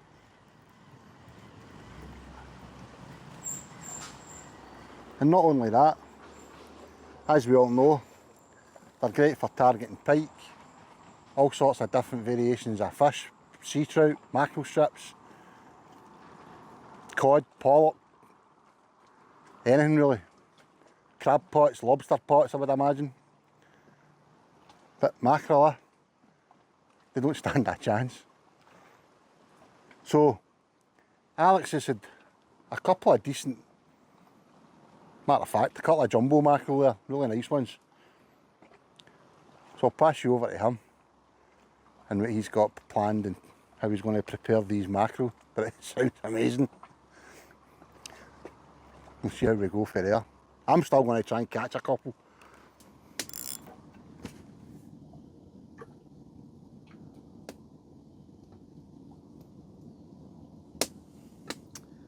Well, this wee bit didn't exactly go to plan. We were expecting to come on down, nice big bag of mackerel early, get everything prepped. Didn't work that way. So what we've been doing is we've been fishing as we've been trying to prepare the fish. We have got what we came for, which is the main thing. And when you put it all together, it's pretty spectacular. It's stunning. This is food. This is food at its best. So we started off the other day in the woods, foraging for mushrooms. So we've got our chanterelles there. There's a few amethyst deceivers in amongst there as well. So that went well, that was great. And then before we came out today, we nipped round to the allotment. We got a few early season greens. So I think what we've got in here are, we've got some spinach, we've got some herbs in there, so we've got some basil, we've got some parsley, some Shiraz, mange two, like a purple mange two. Mange two, Rodney.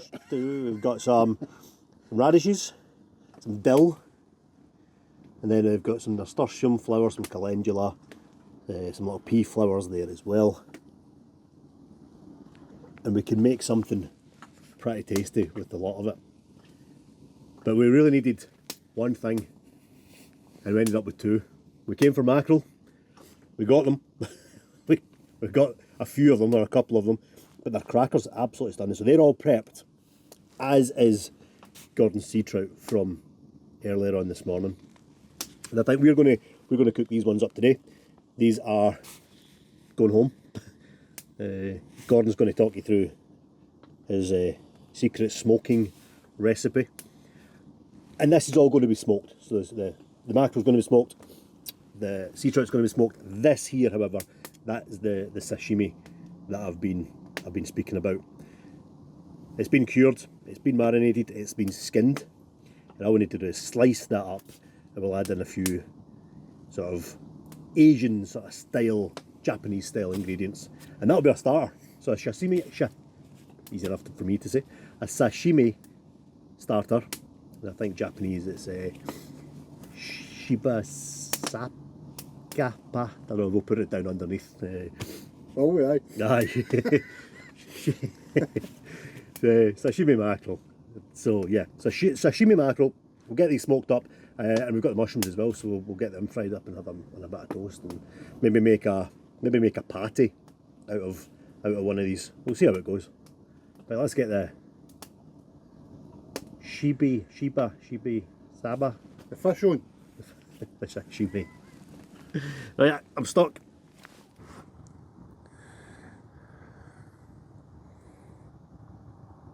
I'll not get as fancy as him, I'll just keep it simple, right? So, fire, metal tin as a smoker. Inside that, the last time, if you recall, in the sea trout catch and cook, we used oak shavings from the whiskey barrels from work. But I see a lot of American YouTube channels that do catch and cooks using this combination, and it's applewood smoking chips. So I'm going to give them a bash in the smoker this time round. The one thing I've had my eye on for years, watching, as I say, American YouTubers, one of the ones is Dar Sizzle Offshore, is this Old Bay seasoning. And I must confess, I didn't realise I bought the hot one. So Lindsay, do not touch, right? But it smells amazing. So one of them has been marinating, rubbed in it and all, ready to go. So we've just done the one. We split the two fillets into 3 sections. So we might have a spare fillet. If that tastes good, we might do another one. So I'm really looking forward to trying this. So once that fire gets down a bit, it's absolutely boiling sitting here. So I'm going to be quick. Old Bay seasoning and sea trout done with applewood smoking chips. Fingers crossed. That is boiling sitting there.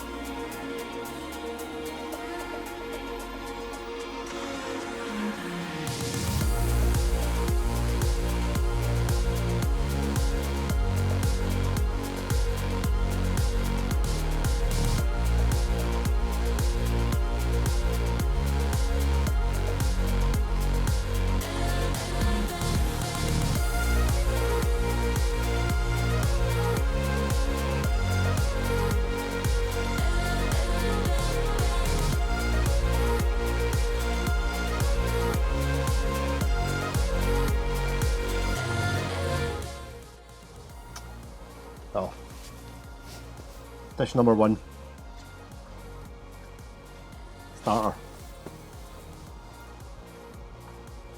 Shimi saba with wasabi and soy vinaigrette. Bit of wasabi around there, some pickled ginger, some chilli, some dill, some parsley, some spring onions. I'm quite happy with that. That looks pretty good to me. Did I get to taste it first? Now, just let me cast your mind back. It was a while ago now, right? So you might not have seen this video. I believe it was the second video that we ever done on Angling 360. We were out on Your Marks, and I introduced Gordon to mackerel sashimi back then. Have a wee look at this, and we'll see if today's reaction's any better.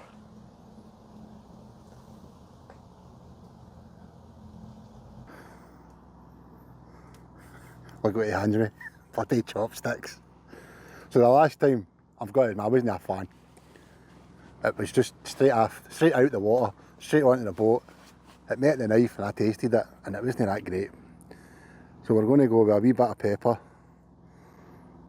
wee bit of horseradish, and a wee bit of a big bit of pickled ginger.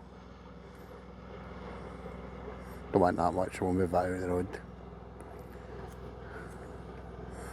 A wee bit of wasabi.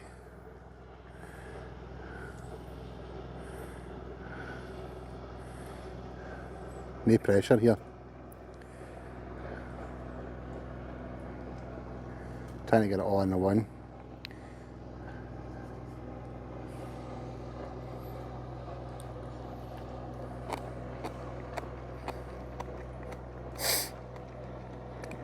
That's the wasabi.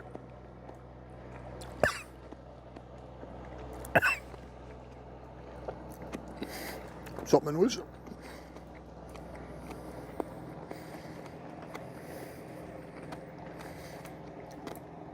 That pickled ginger makes it. The wasabi's going right up my nose, isn't it? Too much wasabi. I'm going to dip my chopstick in it, look.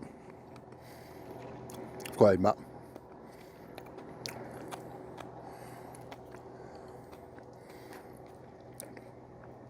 That pickled ginger.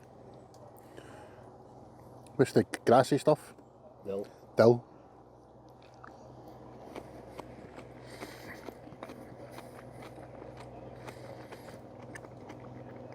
We've made catching mackerel look hard today. That's because it is hard, I still didn't catch one. But folk go out and catch bin bags full of mackerel. Look what you can make. A few bits of homegrown produce there.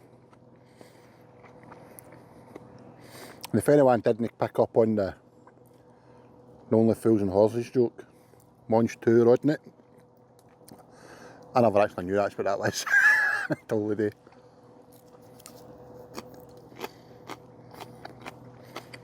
Well done, mate.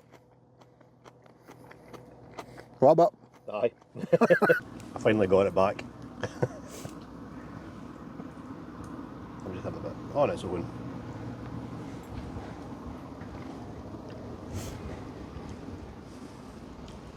That dressing's pretty good. That's sharp. Yeah, just like Gordon said, I mean, mackerel is such an overlooked. No, I heard somebody say on social media a couple of days ago that bait, that's all it's good for. There's so much you can do with it. Alright, this is a wee bit adventurous. Sashimi's not for everyone. I don't know why, because it's fantastic. What I will say though, just on a sort of safety aspect here, if you are going to try this at home, it's always recommended to freeze the fish first. Right, we have taken a wee risk here and we've willingly taken the risk. Do you tell me? I told him ages ago. Freezing the fish for a couple of days just limits the chance of any parasites. Now the fish is fresh, it's straight out of the water.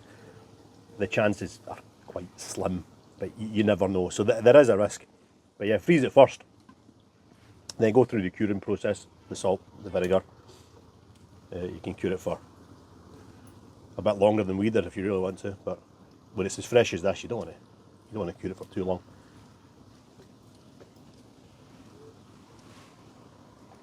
That's a win. I like that. Right, Get a smoker on. what's the main course? So that's the fire bumped down, nice hot, red hot, white hot coals. We've soaked the apple chips in some water, and now we're going to try and fit this in.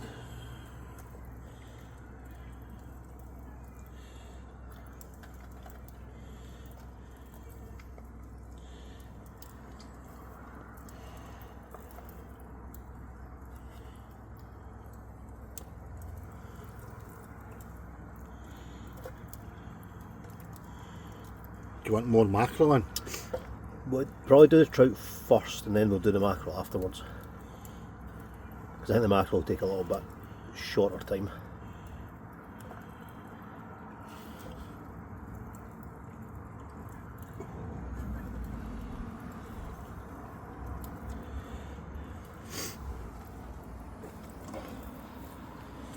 Could you pass me the lid, please? Right at your toe.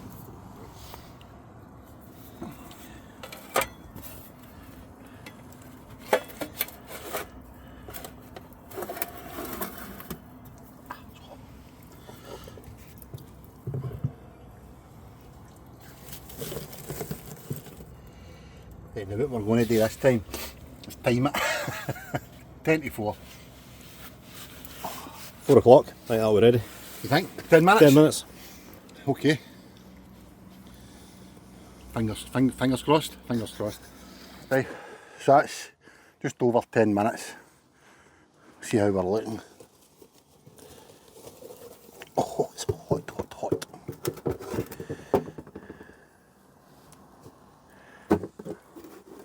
Oh, look at that. Oh my God.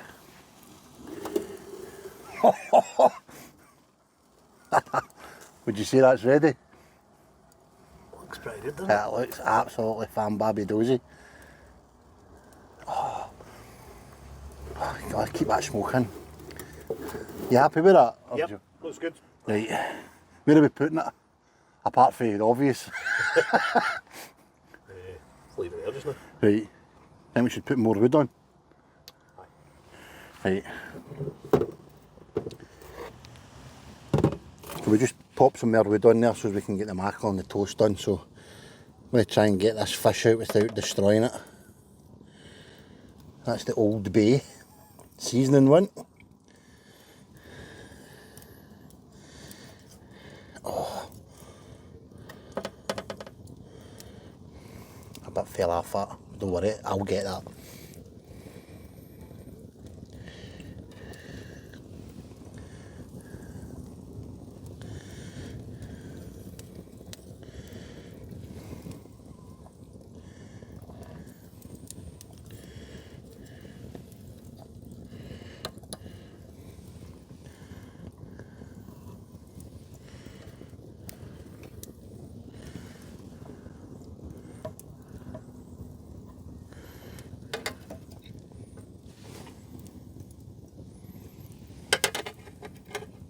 Look at that.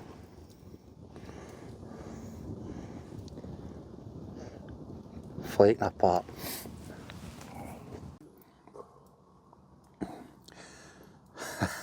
I just says to Alex here, I've got a mad wee happy buzz going on. I've just explosions of taste. See that? We were arguing with today with each slice earlier on before we cooked it up. As you can see, we've sacrificed one just to nibble on. It is so, I'm not just saying this, but that, I thought sea bass was the best tasting fish that I've ever caught, cooked and ate. I take that all back. See that?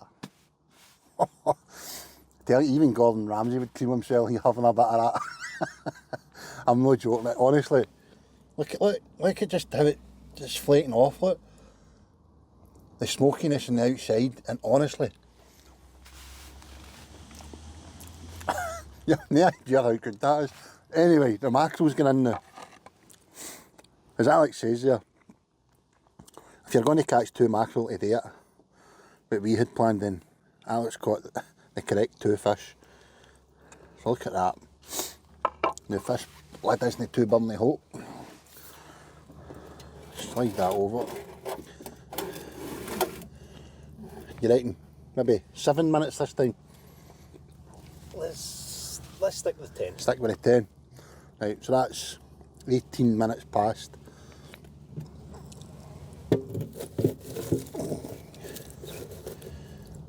On we go. Can I get another bit of that sea trout?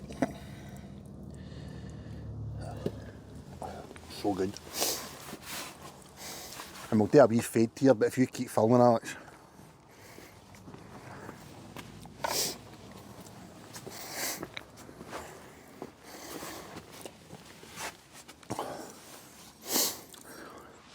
It's not a bad beer. There are other beers available in Scotland. But cheers. I never pinched another bit, honest.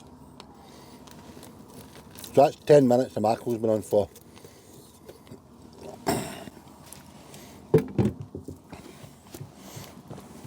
Again, you've seen this for the first time, same as us, and it is burning hot.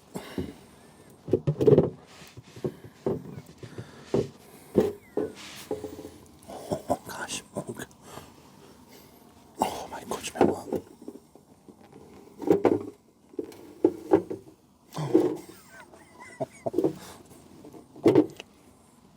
Hold on, it's burning hot.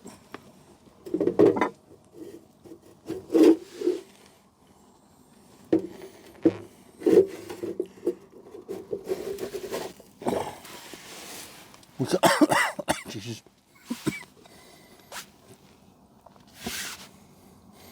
Yank. Well, good.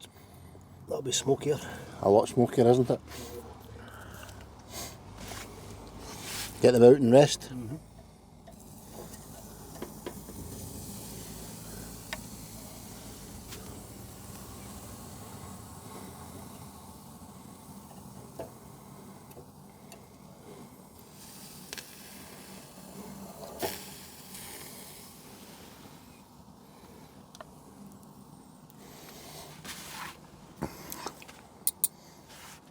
Smoking duty is done. Now that looks amazing.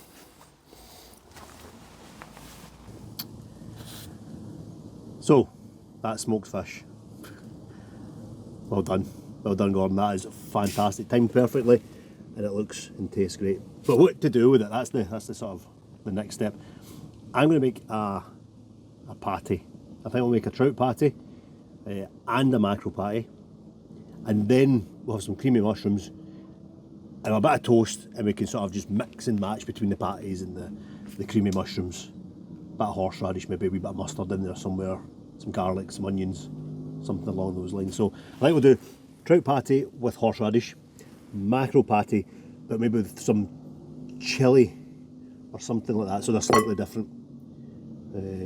So yeah, flake that up, bash up in the bowl, add some creme fraiche, a little bit of horseradish, and then we'll serve it with beetroot, because I think smoked fish and beetroot just is a marriage made in heaven. It's fantastic.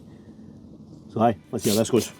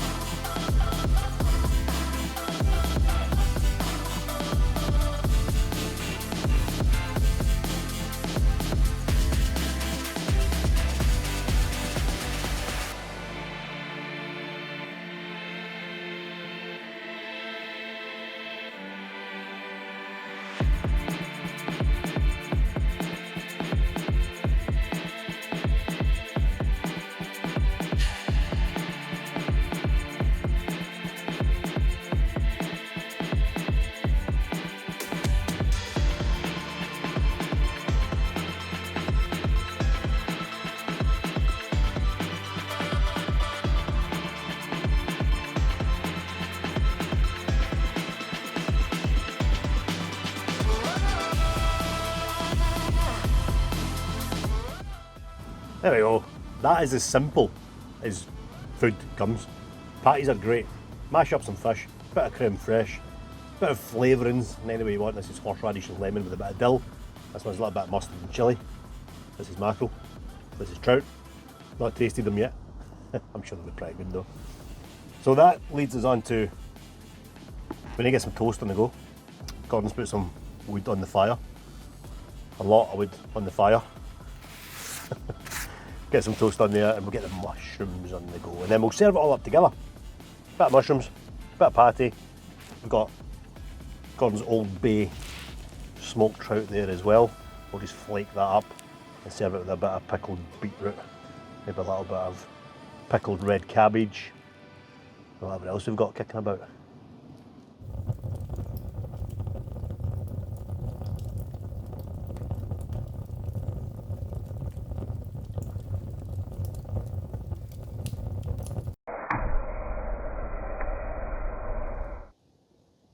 You still can't catch a mackerel. It's been at it for the last half hour. Nah, they're just not here. They're not here. But what we do have from the other day, our chanterelles, loads of them, and they've dried up quite nicely. I always think it's quite nice to dry these mushrooms off a little touch, just so they're not holding any excess water. But that's what's next. We're going to get them on. We're going to cook them in a shitload of butter with a bit of garlic, add a little bit of cream, and then we're just going to serve it with a bit of toast, like I said. There we go. So that's those fricasseed, I think they call it, the posh word for it, fried. Take them off the heat. A little bit of cream, they're not too much here, I just want to go a little touch like that. Just let it all mingle. Put a little bit of salt in there as well. And we're just going to let that sit while we get the toast on. And then if we need to, we can heat it up a little bit before we serve it up. But as with anything, a bit of greenery is needed. Look at that. So Alex's hut is with 6 slices of toast. Flip it one way, do it the other way, then turn it inside out, something like that, I don't know. News to me, but we'll give it a go.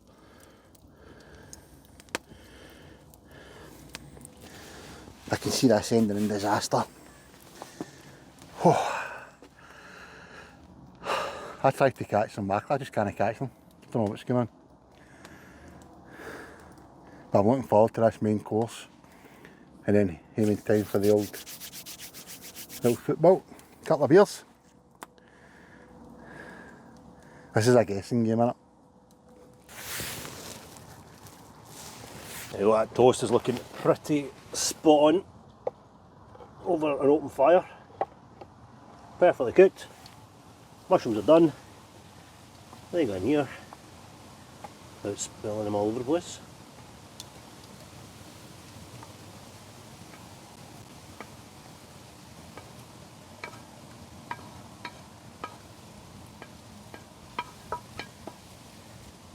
And there we have it. Foraged chanterelles, sea trout and mackerel patty, a wee side of some beetroot, some pickled cabbage, a bit of lemon, and some fancy flowers. Well, Master Chef has done an absolute amazing job yet again. I did pitch in, but I'm dying to try this hot Old Bay rub smoked sea trout, so I'm going straight for that first. Because we nailed it.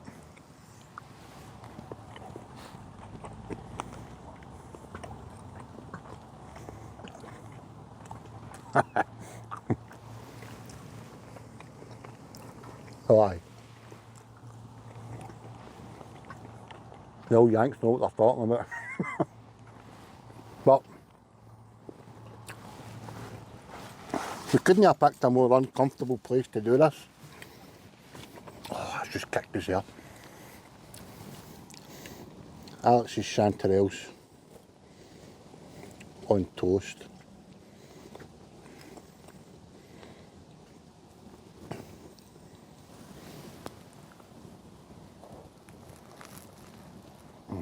Quite a good roll.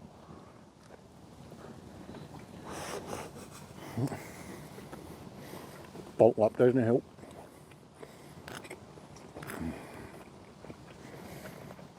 Oh, we have a bit of mushrooms, okay.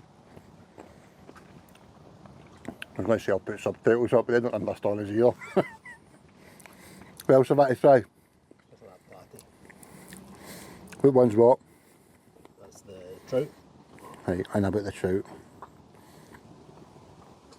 Alex likes all his wee fancy shells for his dishes. For his presentation even.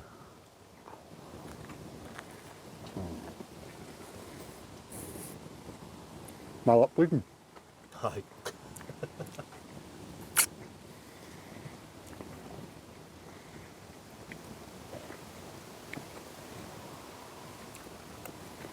Amazing. Smoked mackerel patty.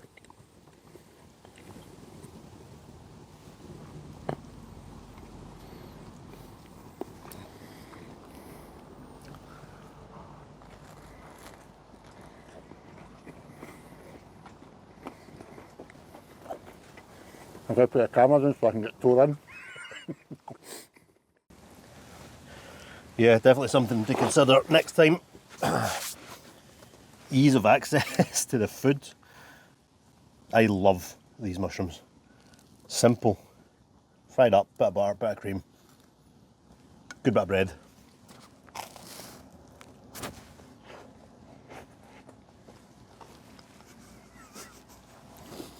Delicately done.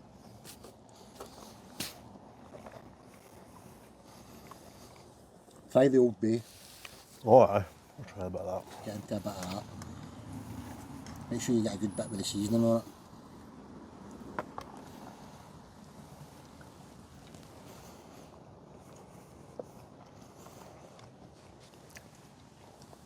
Oh, there's a bit of a kick to that, isn't there? It is, isn't it? I think it's amazing. That's great.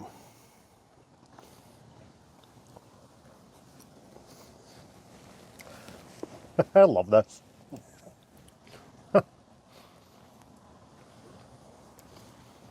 Let me try this. It's my patty again, really simple to make. Fresh, light, healthy.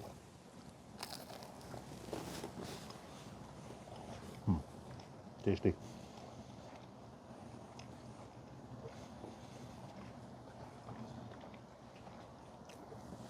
Love it. Perfect. Let's get it done. Well, not only is he an old bad chef, he even done the dishes. While I tended to my dodgy up. I think it's alright now. Well, I hope you enjoyed that one. If the truth be told, it was a tough one. So glad we decided to go for the sea trout, because that sea trout was absolutely big Ross knows what I was going to say there. that sea trout was amazing, so that was worthwhile. The mackerel, I still didn't catch one. I've heard it's been tough going on the old mackerel front. But I've seen plenty of posts on Facebook obviously of mackerel being caught, but I just had a funny feeling it was going to be tough.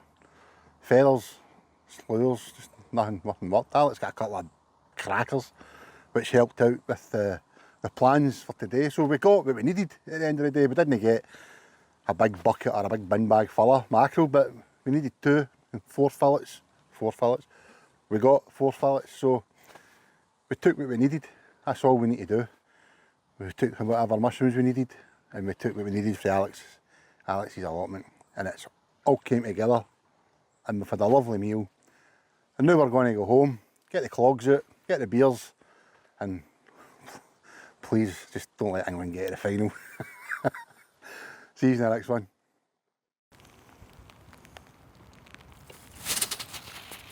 What's that?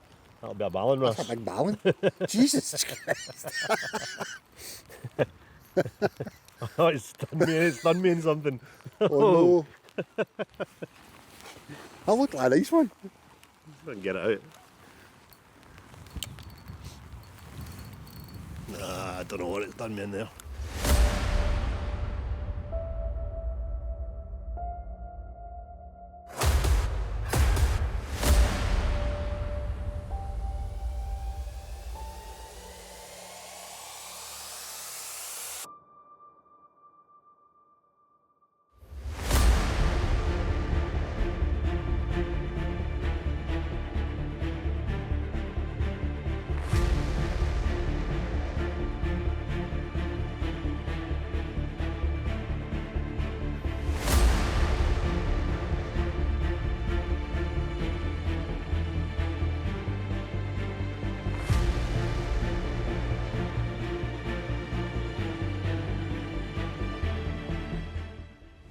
Welcome back to the channel, and welcome back to the west coast of Scotland, one of its many sea lochs.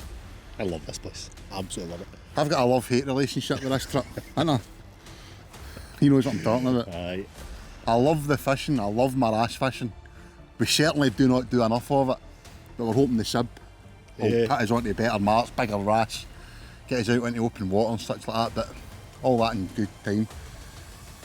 But this morning, 4 o'clock the alarm went off, much to Lindsay's disgust. Picked him up at 5, and then we went to do my favourite bit. His favourite bit. He complains about it. He didn't dig a single bit of sand. I know. The last time we did this with shop bought rag, would that be right? Yeah. A couple of tubs, probably cost us about 15 quid. But Alex, fair play to him. You got to dig your own. You got to dig your own. It's cheaper and it's better quality, and you get so much more of it, and you go through it quickly here. Aye, you do. Well, You we do. hope we're going to go through it quickly. I picked a wee tip up for a guy that we met sea trout fishing very recently, and we would normally discard the broken ones because I think the broken ones, is it their juices or whatever, contaminate, it contaminates your other worms and can cause problems with the bait and die off and such have you. But today we've got a wee tub with all the broken bits in it. Keep them And separate. that's Keep them what- separate and that's use what it. I'll be yeah, using. may as well use it. Because the smaller species, I always do this, I always go up your memory blank. Rock cook, gold sinny, they're the two small ones, aren't Two they? smallest ones, yeah. Aye. Your cork wings are quite small as well. Excuse me, I just took a big drink of juice and I'm bottom. But the aim, second attempt at it, I think, we've done it previously, like years ago, but a second Aye. attempt. I've never done it. On Angling 360 at the Wrasse Grand Slam. Yes. And yeah, nah, he's never done it. I've done it once. One species has always let us down. It was either the rock cook, I think the last time was the cuckoo, Cuckoo. Was that cuckoo last time? which is surprising for here because we have had them in the past. You've only ever caught a male off the boat, and it's Aye, a it's- stunning. I think it's arguably, I know we say this about a lot of, this is our favourite fish, and every style of fishing is our favourite, every species is our favourite, we just love our fishing. But the male cuckoo wrasse has to be Amazing colours. the top of the list of all species, I think. In terms of colours and... Colours and I said earlier, no, in other videos, some of these species you would be forgiven for thinking they were caught at the barrier reef. They're stunning. I used to be an avid aquarist. I had a lovely big 6-foot reef aquarium, and I'm telling you, I've said this before, some of the fish you'd pay a couple of £100 for to have in your aquarium. So, But we're also going for a Grand Slam stroke species hunt. there's loads of stuff in here, so we're going to aim for at least 10 or 12 A dozen. species. 10 or 12 species, I think. 5 of them hopefully will be wrasse. But the cuckoo, I think, is going to be an issue. I've got a trick up my sleeve. I've got a trick up my sleeve as well. I've just seen a sea trout come fly right out the water. That might be species number 12, sea trout. But this trip is in 2 locations, isn't it? We always end up in it a wee bit Yes. where we know the wee species are. And this bit we're at, this mark, it's a death trap. Surprising areas I've had a severe injury here. But I love it. I'm absolutely buzzing for it. I love this trip up here. The drive up, Stunning. absolutely amazing through Glencoe. And this place always produces fish. Lots of them, not big. Sometimes you get some right nice big ballan wrasse. We've had a couple of those in the past. But the bait that Alex dug this morning, we did, and we have trialled various ways of prolonging the use of the ragworm, haven't we? We've failed a few times. But what's it called? I always get it wrong. Vermiculite. Vermiculite is probably the best way. In terms of if you've got bait left over, well, through the week, sometimes we can nick into a few marks local and you get a couple of hours fishing for the smaller species again. So in terms of wee tip, vermiculite and your ragworm, pop it in the fridge if your wife lets you, or your husband, and it does the trick. It does. So we'll talk through how we're going to fish it later on in the video, Yep. I suppose. Tactics and whatnot, and hopefully we'll catch some fish. We will, we will. Right, hurry up, come on, 'cause I want to get fishing. It's done, eh? I hope so, aye.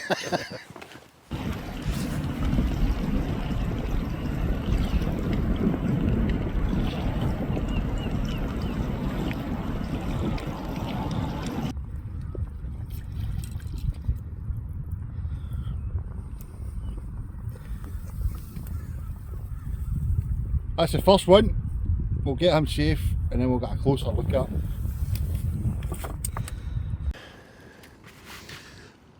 Well, there you go, first fish of the Grand Slam, and I think, to be brutally honest with you, as much as I love a big ballan wrasse, I do think these ones are the prettiest. If I was to show you that caught in the Barrier Reef, you know, you would believe me, but it's the west coast of Scotland and they're absolutely stunning. And the first one on the board,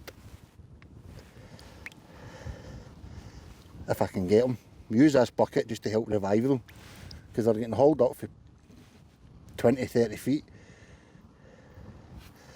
But this beautiful wee thing, I'll keep it over the water actually, is a cork wing wrasse. Now if we get a few of these today, you'll see the variations in colours, and the ballan wrasse as well. But if you look, you can see the blues, if Alex zooms in there, the blues and the turquoises. And I think, Alex can correct me, I think the cork wing wrasse has a false eye on its tail. It's more the female fish. Is that in the female fish? Well, it's there on the male. But On the male as well, more prominent on the females. That's a male then? Look at the colours in that. Again, we'll use the bucket to help revive them, keep them safe while we do our thing with the cameras and mics and that. And with that said, it's going to be a bit of a challenge today. The surface, as you can see, is probably some of the slipperiest surfaces we fish on.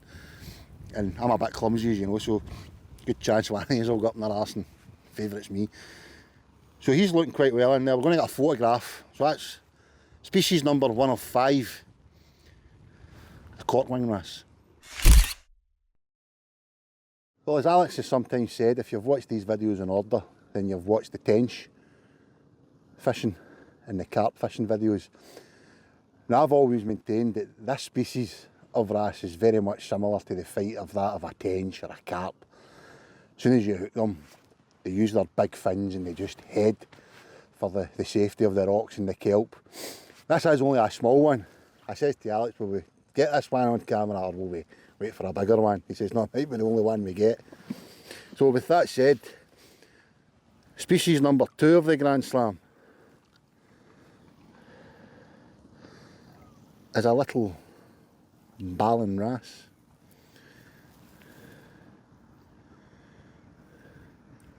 We'll talk through later on our setups and what we're using. We're using pretty much the same method, but Alex does have a big rod on the bottom fishing. So species number 2 of the Grand Slam, the ballan wrasse. And what again, if we are fortunate enough to get a lot of these today, one thing you will notice is the variations in colours. Years gone by we've had fish, greens, browns, reds.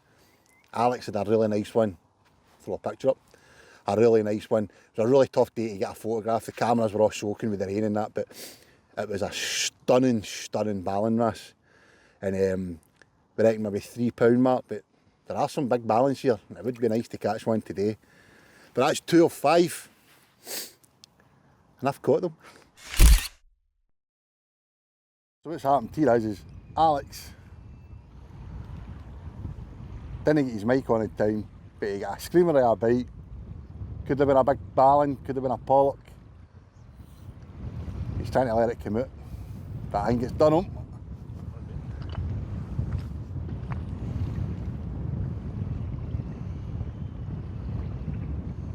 No.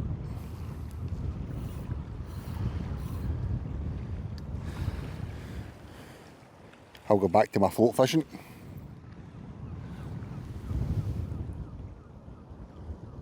You try to let it come out. Still on it, you feel it. You feel it rattling now? No rattling, it's proper. Is it? It might come out then.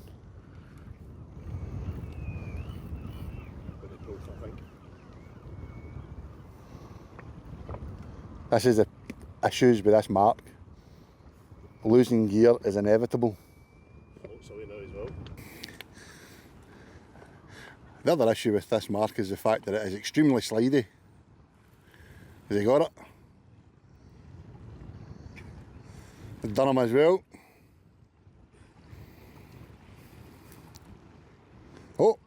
You got it? He's got it. I'm saying pollock.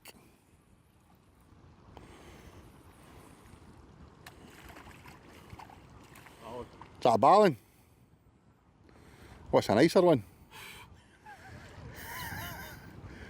Right, we're going to get a closer look. And that was utter madness. Big rod there, buckled over. It's done me in the weeds now, it's done me in the rocks. And then the float shot off, and it's slipping and sliding and all sorts, but that is what was on the float rod.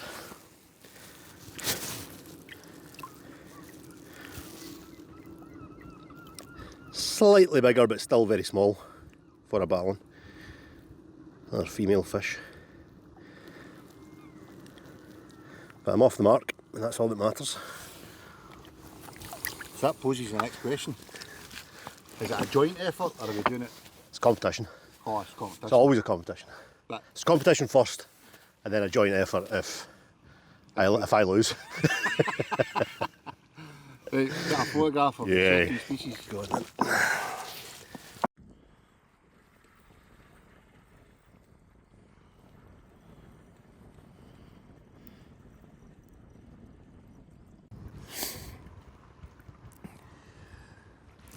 Well, the fish that was a pollock, that was a ballan wrasse, turns out to be a cod and a poor cod. Species hunt. No way you got that. Patience. Exactly, I was just about to say, a bit of patience is all that is required. Save the fish, save the rig. Everyone's a winner. We'll get a closer look at these. Starting our own aquarium business.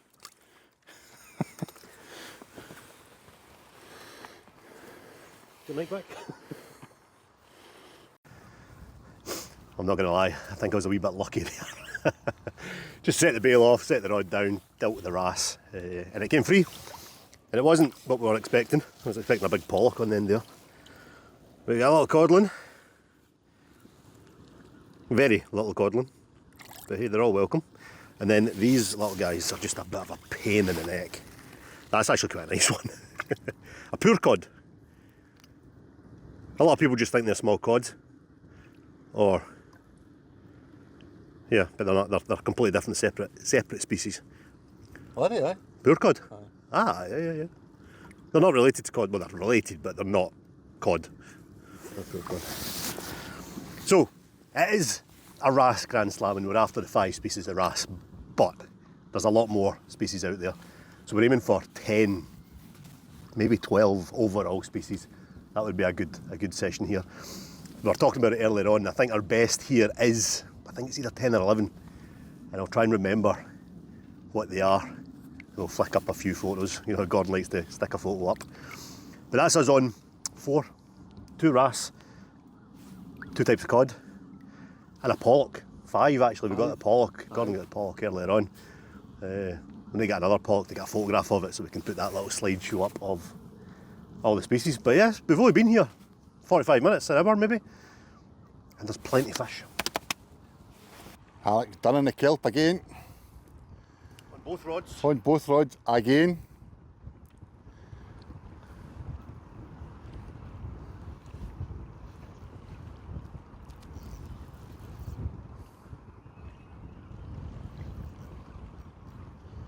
Leave him to that, I think. This is madness, absolute madness. Fish everywhere. There's fish splashing on the surface, there's terns, there's just everything. It's great. Again, couple of hours and we're now on species. Can I ask, can a fish as a tern? A tern? The terns are the birds diving for a fish. Smart arse. But yeah, species 6. And it's another wrasse. So we've now got the 3 easiest wrasse species to get. The next 2 are going to be the challenge. But yeah, wrasse species, this is going to be a nightmare to get them in here.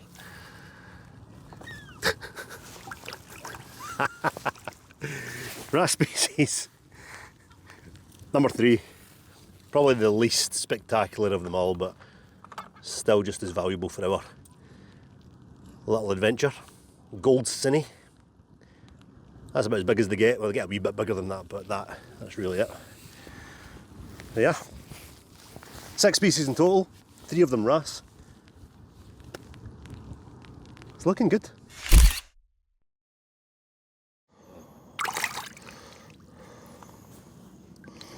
Right.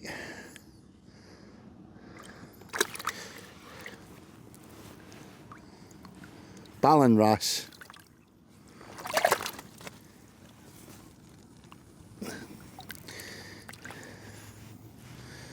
And a Ballan Wrasse. Slightly different in coloration. Hope you can see that. Let me get a zoom in on that. The top one. You get that now? Do it again. Didn't think so. The top one, as you can see, slightly redder with blues and turquoises. And this one is pretty much just all brown. Hold them right close to each other. You get the idea. We'll get them back. Think I've got a nicer photo with that one or what? I got a wee snap there, so I spoke earlier about my secret weapon for a cuckoo. And it's a big rod out at distance. And it's just rattled over. I think they might be in. We are.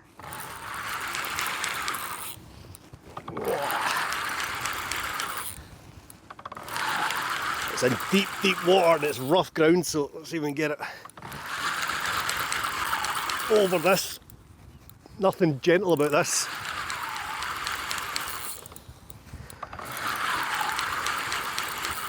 Oh, come on.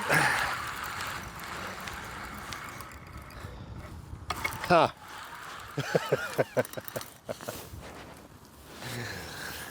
Well, species. Species. That was not what I was expecting. Damn dogfish.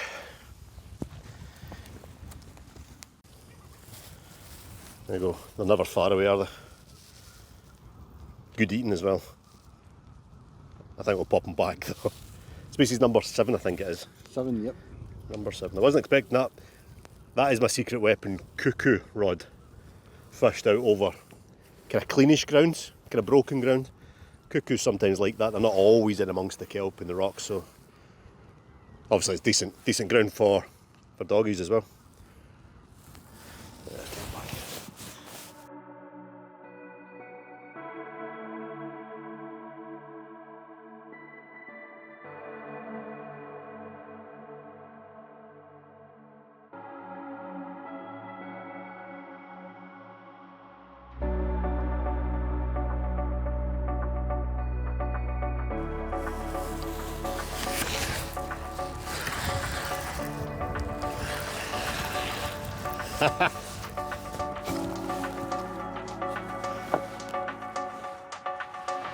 That's the one.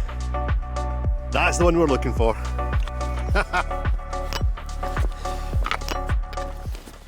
Well, didn't come on my secret rod, my secret weapon rod, but I don't care, I'll take it. This is the one that we were really worried about.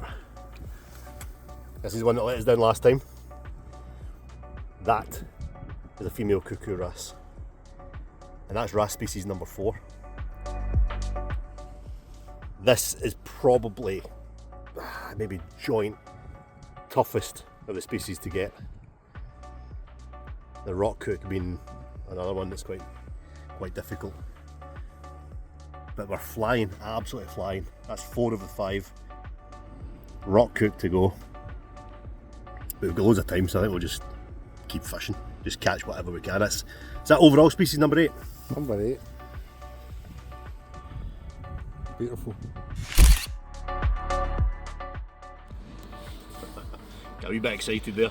It's the biggest fish of the day, but it's not as big as I thought it was. And it is a Ballan wrasse. I love a Ballan.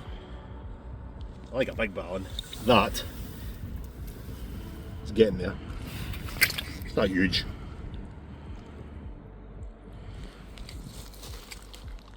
I'll get on for £1.75, maybe 2. One twice that size is what we're after. 3 times that size, maybe even. Imagine. So it's not the most colourful of fish, it's a female fish. There's still some little blue spots or light blue spots on the tail and then the anal fin there. Photograph? Yep.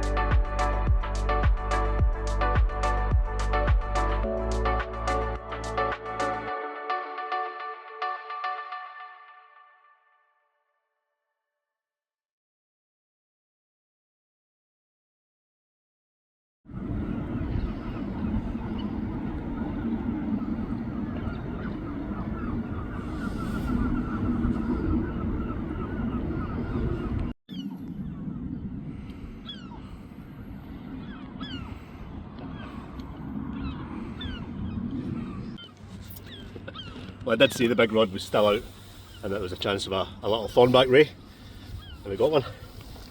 When I say little, that's exactly what I mean. Stuck yourself to the bottom of this bucket. There he is. I love them when they're that size, look at that. Species number 8, thornback ray in miniature.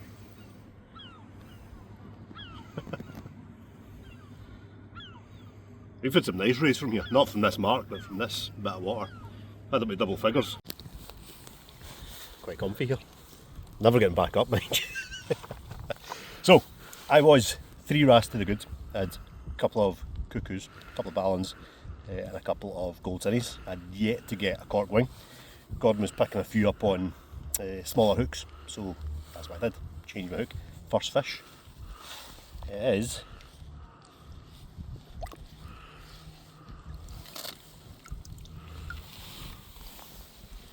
cork wing. Number 4 for me. Only the rock cook to go. As Gordon says earlier on, just look at the colours on that fish. Look at it. Stunning wee fish. Now we've struggled to get these today. I've not. You've had a couple, but we've now got 3 of them in the bucket. But they are trying to battle lumps out of each other. They're very territorial wrasse, so we'll not keep them in there for too long, I don't think. Nice one. 4. Grand Slam is on the cards. Rock cook and we're there.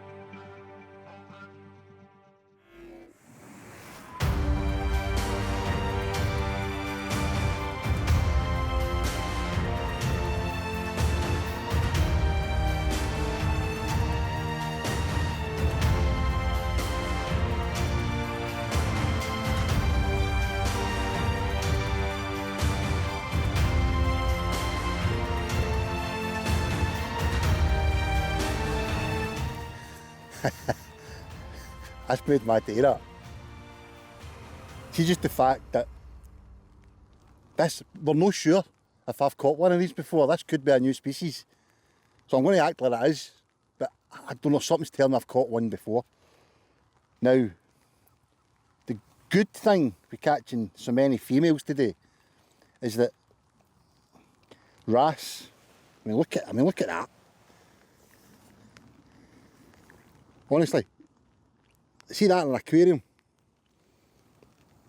with all these other, I just think they're absolutely stunning. Look at the mouth on it, look. I know lassies that would pay thousands of pounds for lips like that. Look at the eyeliner. What? Alex, zoom in that eye.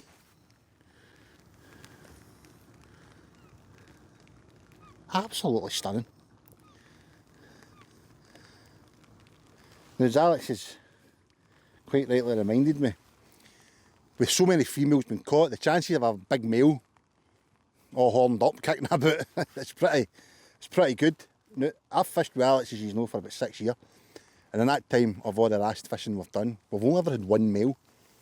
I don't know if I said earlier. Two males, there was two that day, was it? Out on the boat with Bradley, on your marks. Throw a picture up, obviously.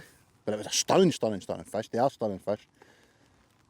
But I didn't think I was going to get one. My confidence was when he's on 4, I'm now on 3. I've got arguably the easiest one still to get, the Gold Cinny. But we'll get a photograph of this one with me holding it, please, Alex. So we mentioned earlier, Ballin Wrasse. Alex, again, has had a couple of right beauties here. I've had a few okay ones. This is my best one of the day we've got in the bucket here. But I'll show you this later on. My setup, Alex ran through his setup. Mine's is pretty much identical. But it just shows you the gamble I dropping down a hook size. I say gamble because what's happened to me in the past was I've had decent balling on and they've got some set of teeth on them and they bite through the fluorocarbon. So what I did last night was I made up wee short wire traces with size 4 hooks and getting loads of bites but no hooking. So like Alex did, I dropped down to a wee size, what would you say, a 10 or something like that, maybe there. 6 or an 8 maybe it is, and started hitting the smaller fish again. Obviously got that cuckoo, which was a bonus. But I know I think he's too happy. I know I've showed you a few balance today, but this has got a slightly different. I'm fearing in case his teeth get me.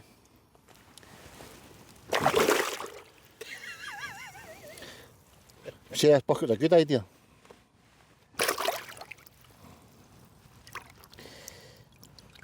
It's kind of very green in colour, this one. Please behave. And again, if Alex zooms in the eyes, quite similar to the cuckoo in some ways. A lot chunkier, they get a lot bigger. But the mouth, so very similar to the cuckoo in terms of the mouth. So very similar to the cuckoo, a lot heavier looking, they get a lot bigger. But in terms of the mouth and the head shape, the lips, very similar. But as we say, they get a lot bigger and the big ones put up a scrap. So we'll probably fish a few more hours to try and get a big one. I got a photograph for that, Alex. Been getting wee rattles on this float. The last time I've left it, it's got snagged, so I'm not hanging about. Oh, it's a Gold Cinny. Yes! Fucking dancer. 4H! Let's get a closer look at this. It's an absolute doozy. It's farther than me. Says to Alex earlier, I bet you this Gold Cinny, the easiest one apparently to catch. The one that will let me down the day. Lo and behold, I've gone and got it. It's like the fish version of me. Let's see the size of this thing. Look at that. A belly on it. I don't know what's been eating all my ragworm. This wee culprit. Maybe not as pretty as the one Alex got. But specimen, gold cinny. We get a 40 and get them straight back.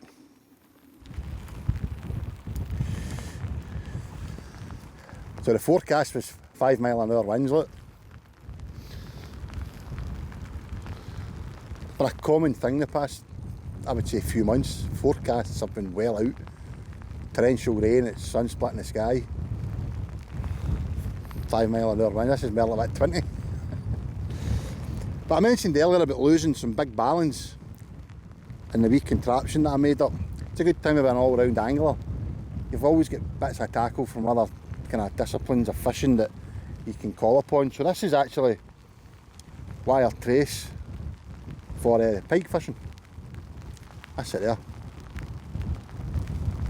£40, 0.45mm super trace by Esorts. Just a wee short hook link, crimped onto a swivel.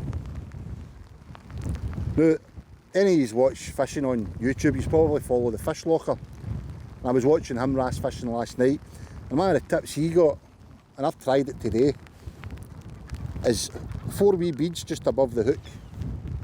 That's a size 4 chimu hook.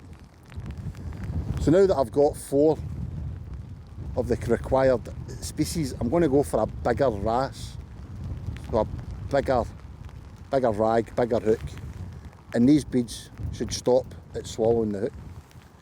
And I'm going to try some mackerel strips and get a couple of big pollock, which will kind of lead us into another catch and cook video that Alex sprung on me this morning. Let me get this right now. Cullen skink, but rather than haddock, with pollock. So big juicy mackerel strips always work well for the pollock.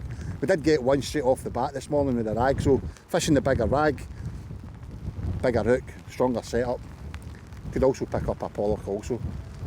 So big ballon, couple of pollock, and then the two of us, I think this is the first time in history, the two of us both require a rock cook to complete the Grand Slam. So hope I do it.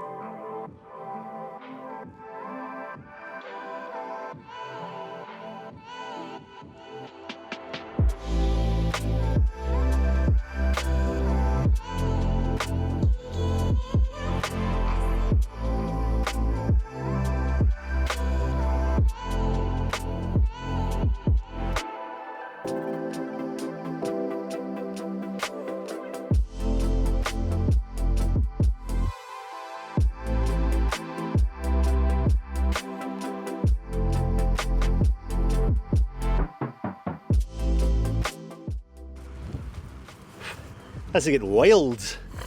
That wind is far stronger than forecast, and it's just wet and it's slippy and it's tough going. It is tough going. But we're still catching fish. It quietened off for a wee bit there, and then both of us get bites. And again, it's not a huge fish, but it is. Again, another completely different colour. Kind of reddy brown, this one.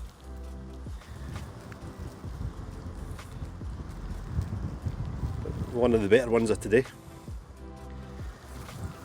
We just can't seem to find any of the bigger fish. They'll be there, they will be there, but they're avoiding us. But it's getting a bit miserable and it's a bit wild, so we both only have a rock cook to get the Grand Slam, both of us, for the first time ever together.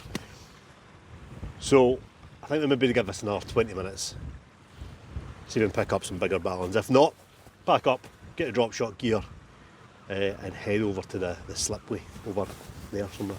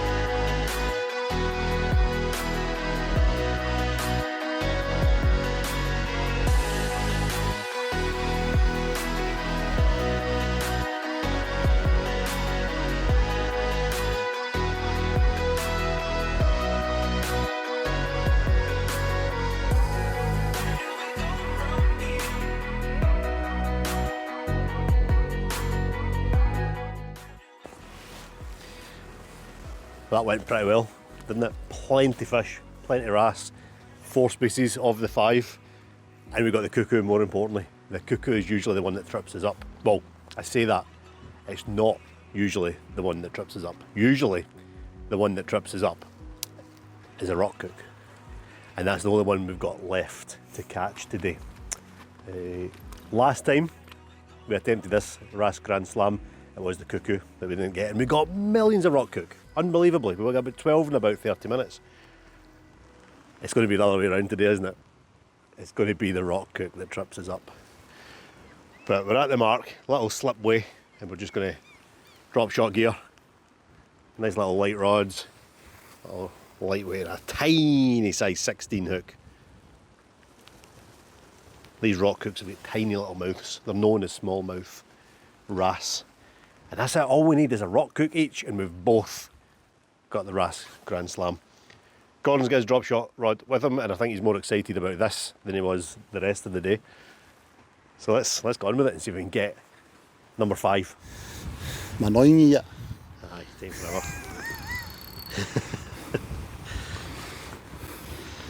Right, the tiniest bit of rag. Size 16 hook.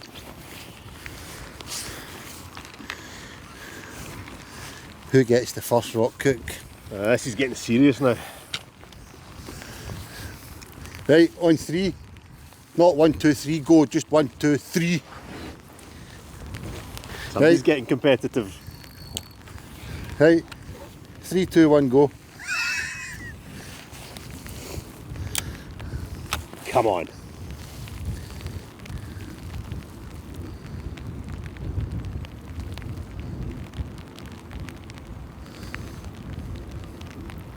There's one fish.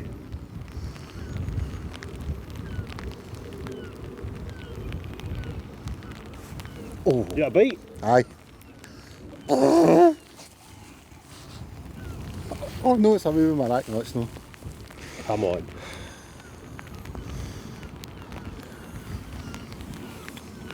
Oh, oh, No.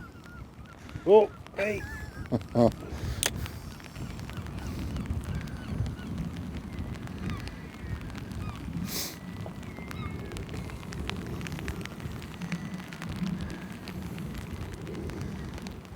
This is intense. Oh, it's only a big one.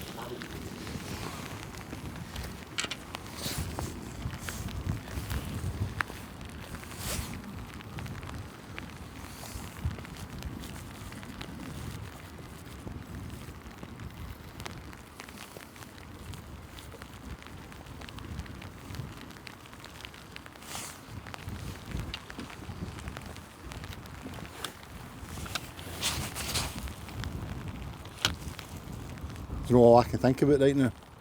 What? Did I press record? Shit, when you look into it. Whoa.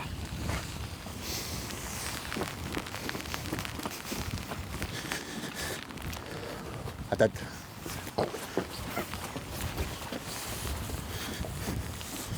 Two drops, two bites. No fish.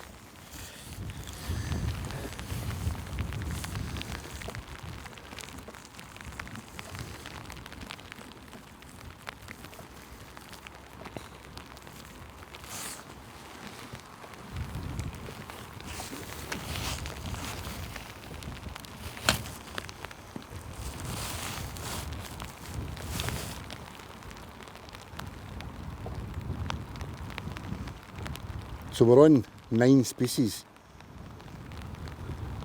Aye. So this will give us the Grand Slam and species number 10. So let's go through the species while we wait. Wrasse, Ballan wrasse, Yep. cuckoo wrasse, corkwing wrasse, gold sinny wrasse. So that's 4 species. We also got cod, pollock, dogfish,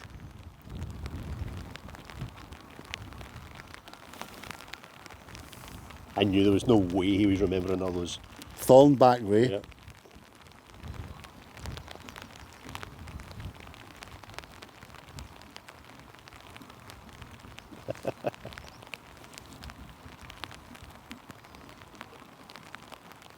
I genuinely can't remember. Poor cod. I said poor cod. Did you? I don't think you did. Poor cod, You cod, said cod. pollock, dogfish and ray. Or maybe I didn't.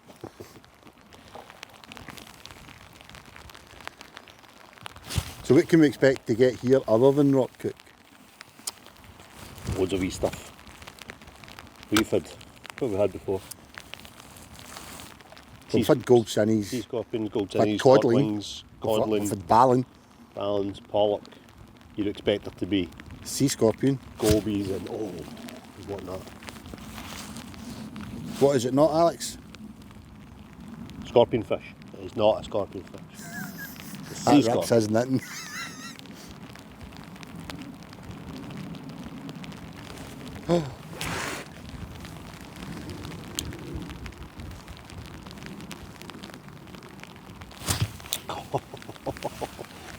This is going to be trickier than we thought, I think.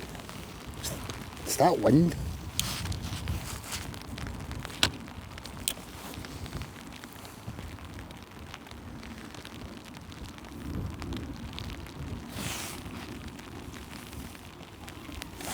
Oh Jesus Christ. What the hell? That's not a rock cook. Oh, look at that. Ballan.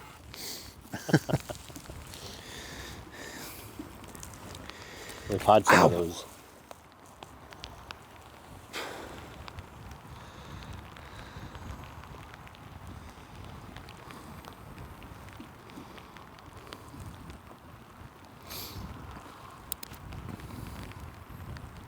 Whatever's down there must be tiny.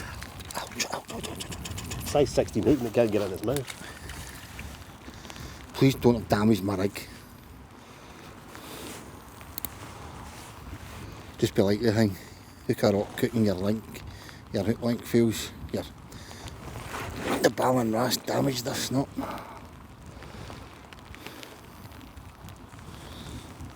That was just moving that to the other side. I was sitting on top of the big concrete thing that's holding that down.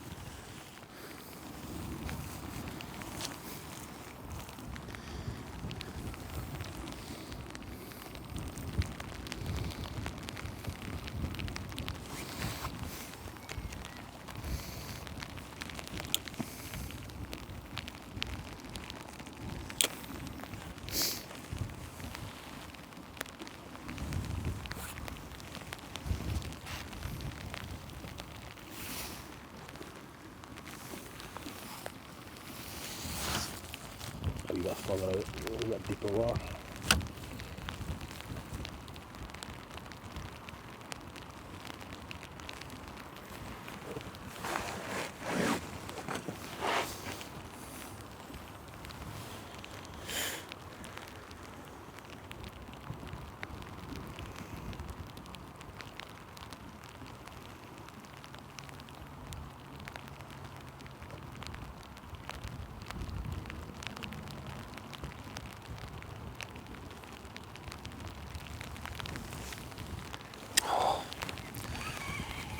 bites that took me into the weed.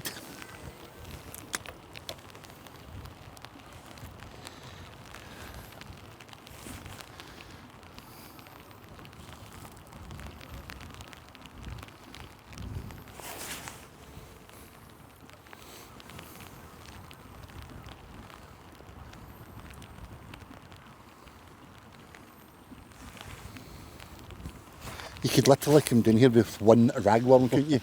And have hours of fun.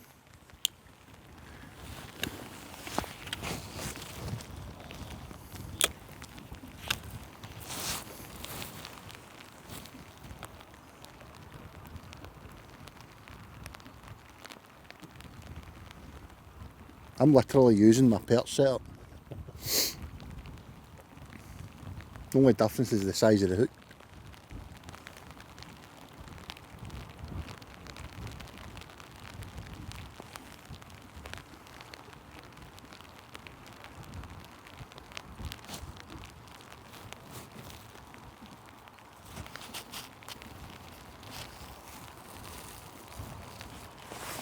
Oh no!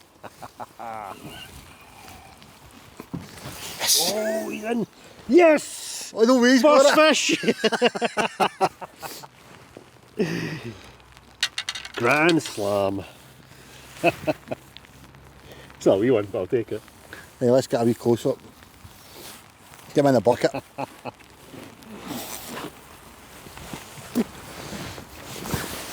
Get the colours in that, man.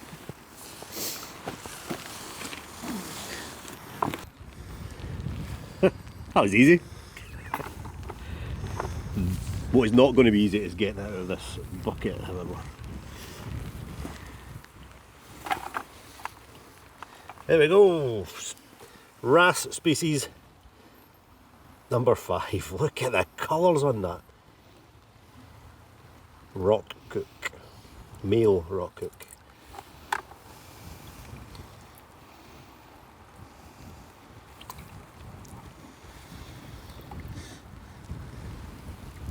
Again, if I pulled that out of the barrier reef, you'd be amazed. This is the west coast of Scotland. Just look at the colours on that. I think that's incredible. They're stunning, absolutely stunning little fish. Right, I want one. There you go. Easy peasy. Wrasse Grand Slam. Tick.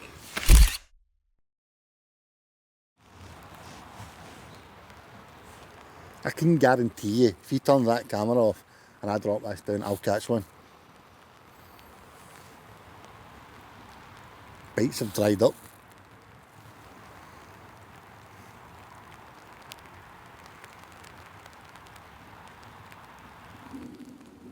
Getting bites here.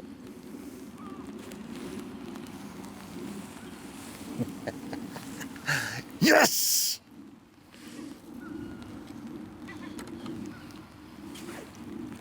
That is a rock cook on my hook. That rhymed, didn't it? I got a closer look. There we go.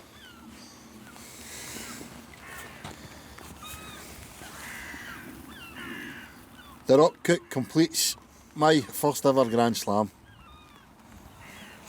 I would like a nice photo of that to go with the other 4 that I've got, please. So with the rain, the phones, the cameras, the mics, everything's all soaked. I can't trust using the tripod to do an outro because the rain keeps doing things to the phones. The screens are getting wet, etc, etc. So, Alex has asked me to do the outro, but I'm going to do it. Dropping in one last bit of rag on a drop shot. I'm going to try and end on a fish. Hopefully it doesn't take as long as the rock cook did. But there's been some no bad ballan wrasse down here. We missed one on camera earlier and Alex nearly got his rod ripped in. So this might just prove a point that the fish know when the camera's on them.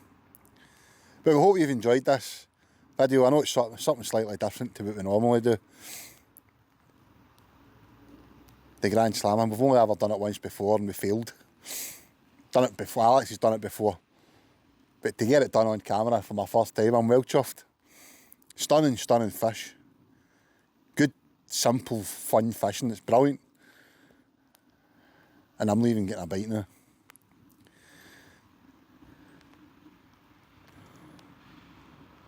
Come on.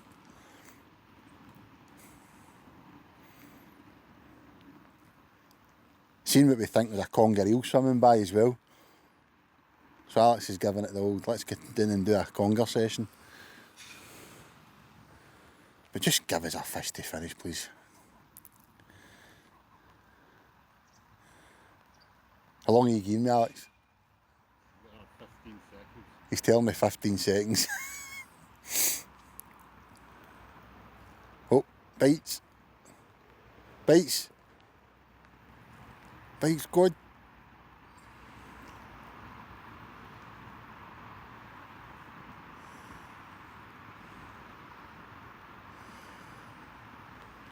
I'm getting bites, look.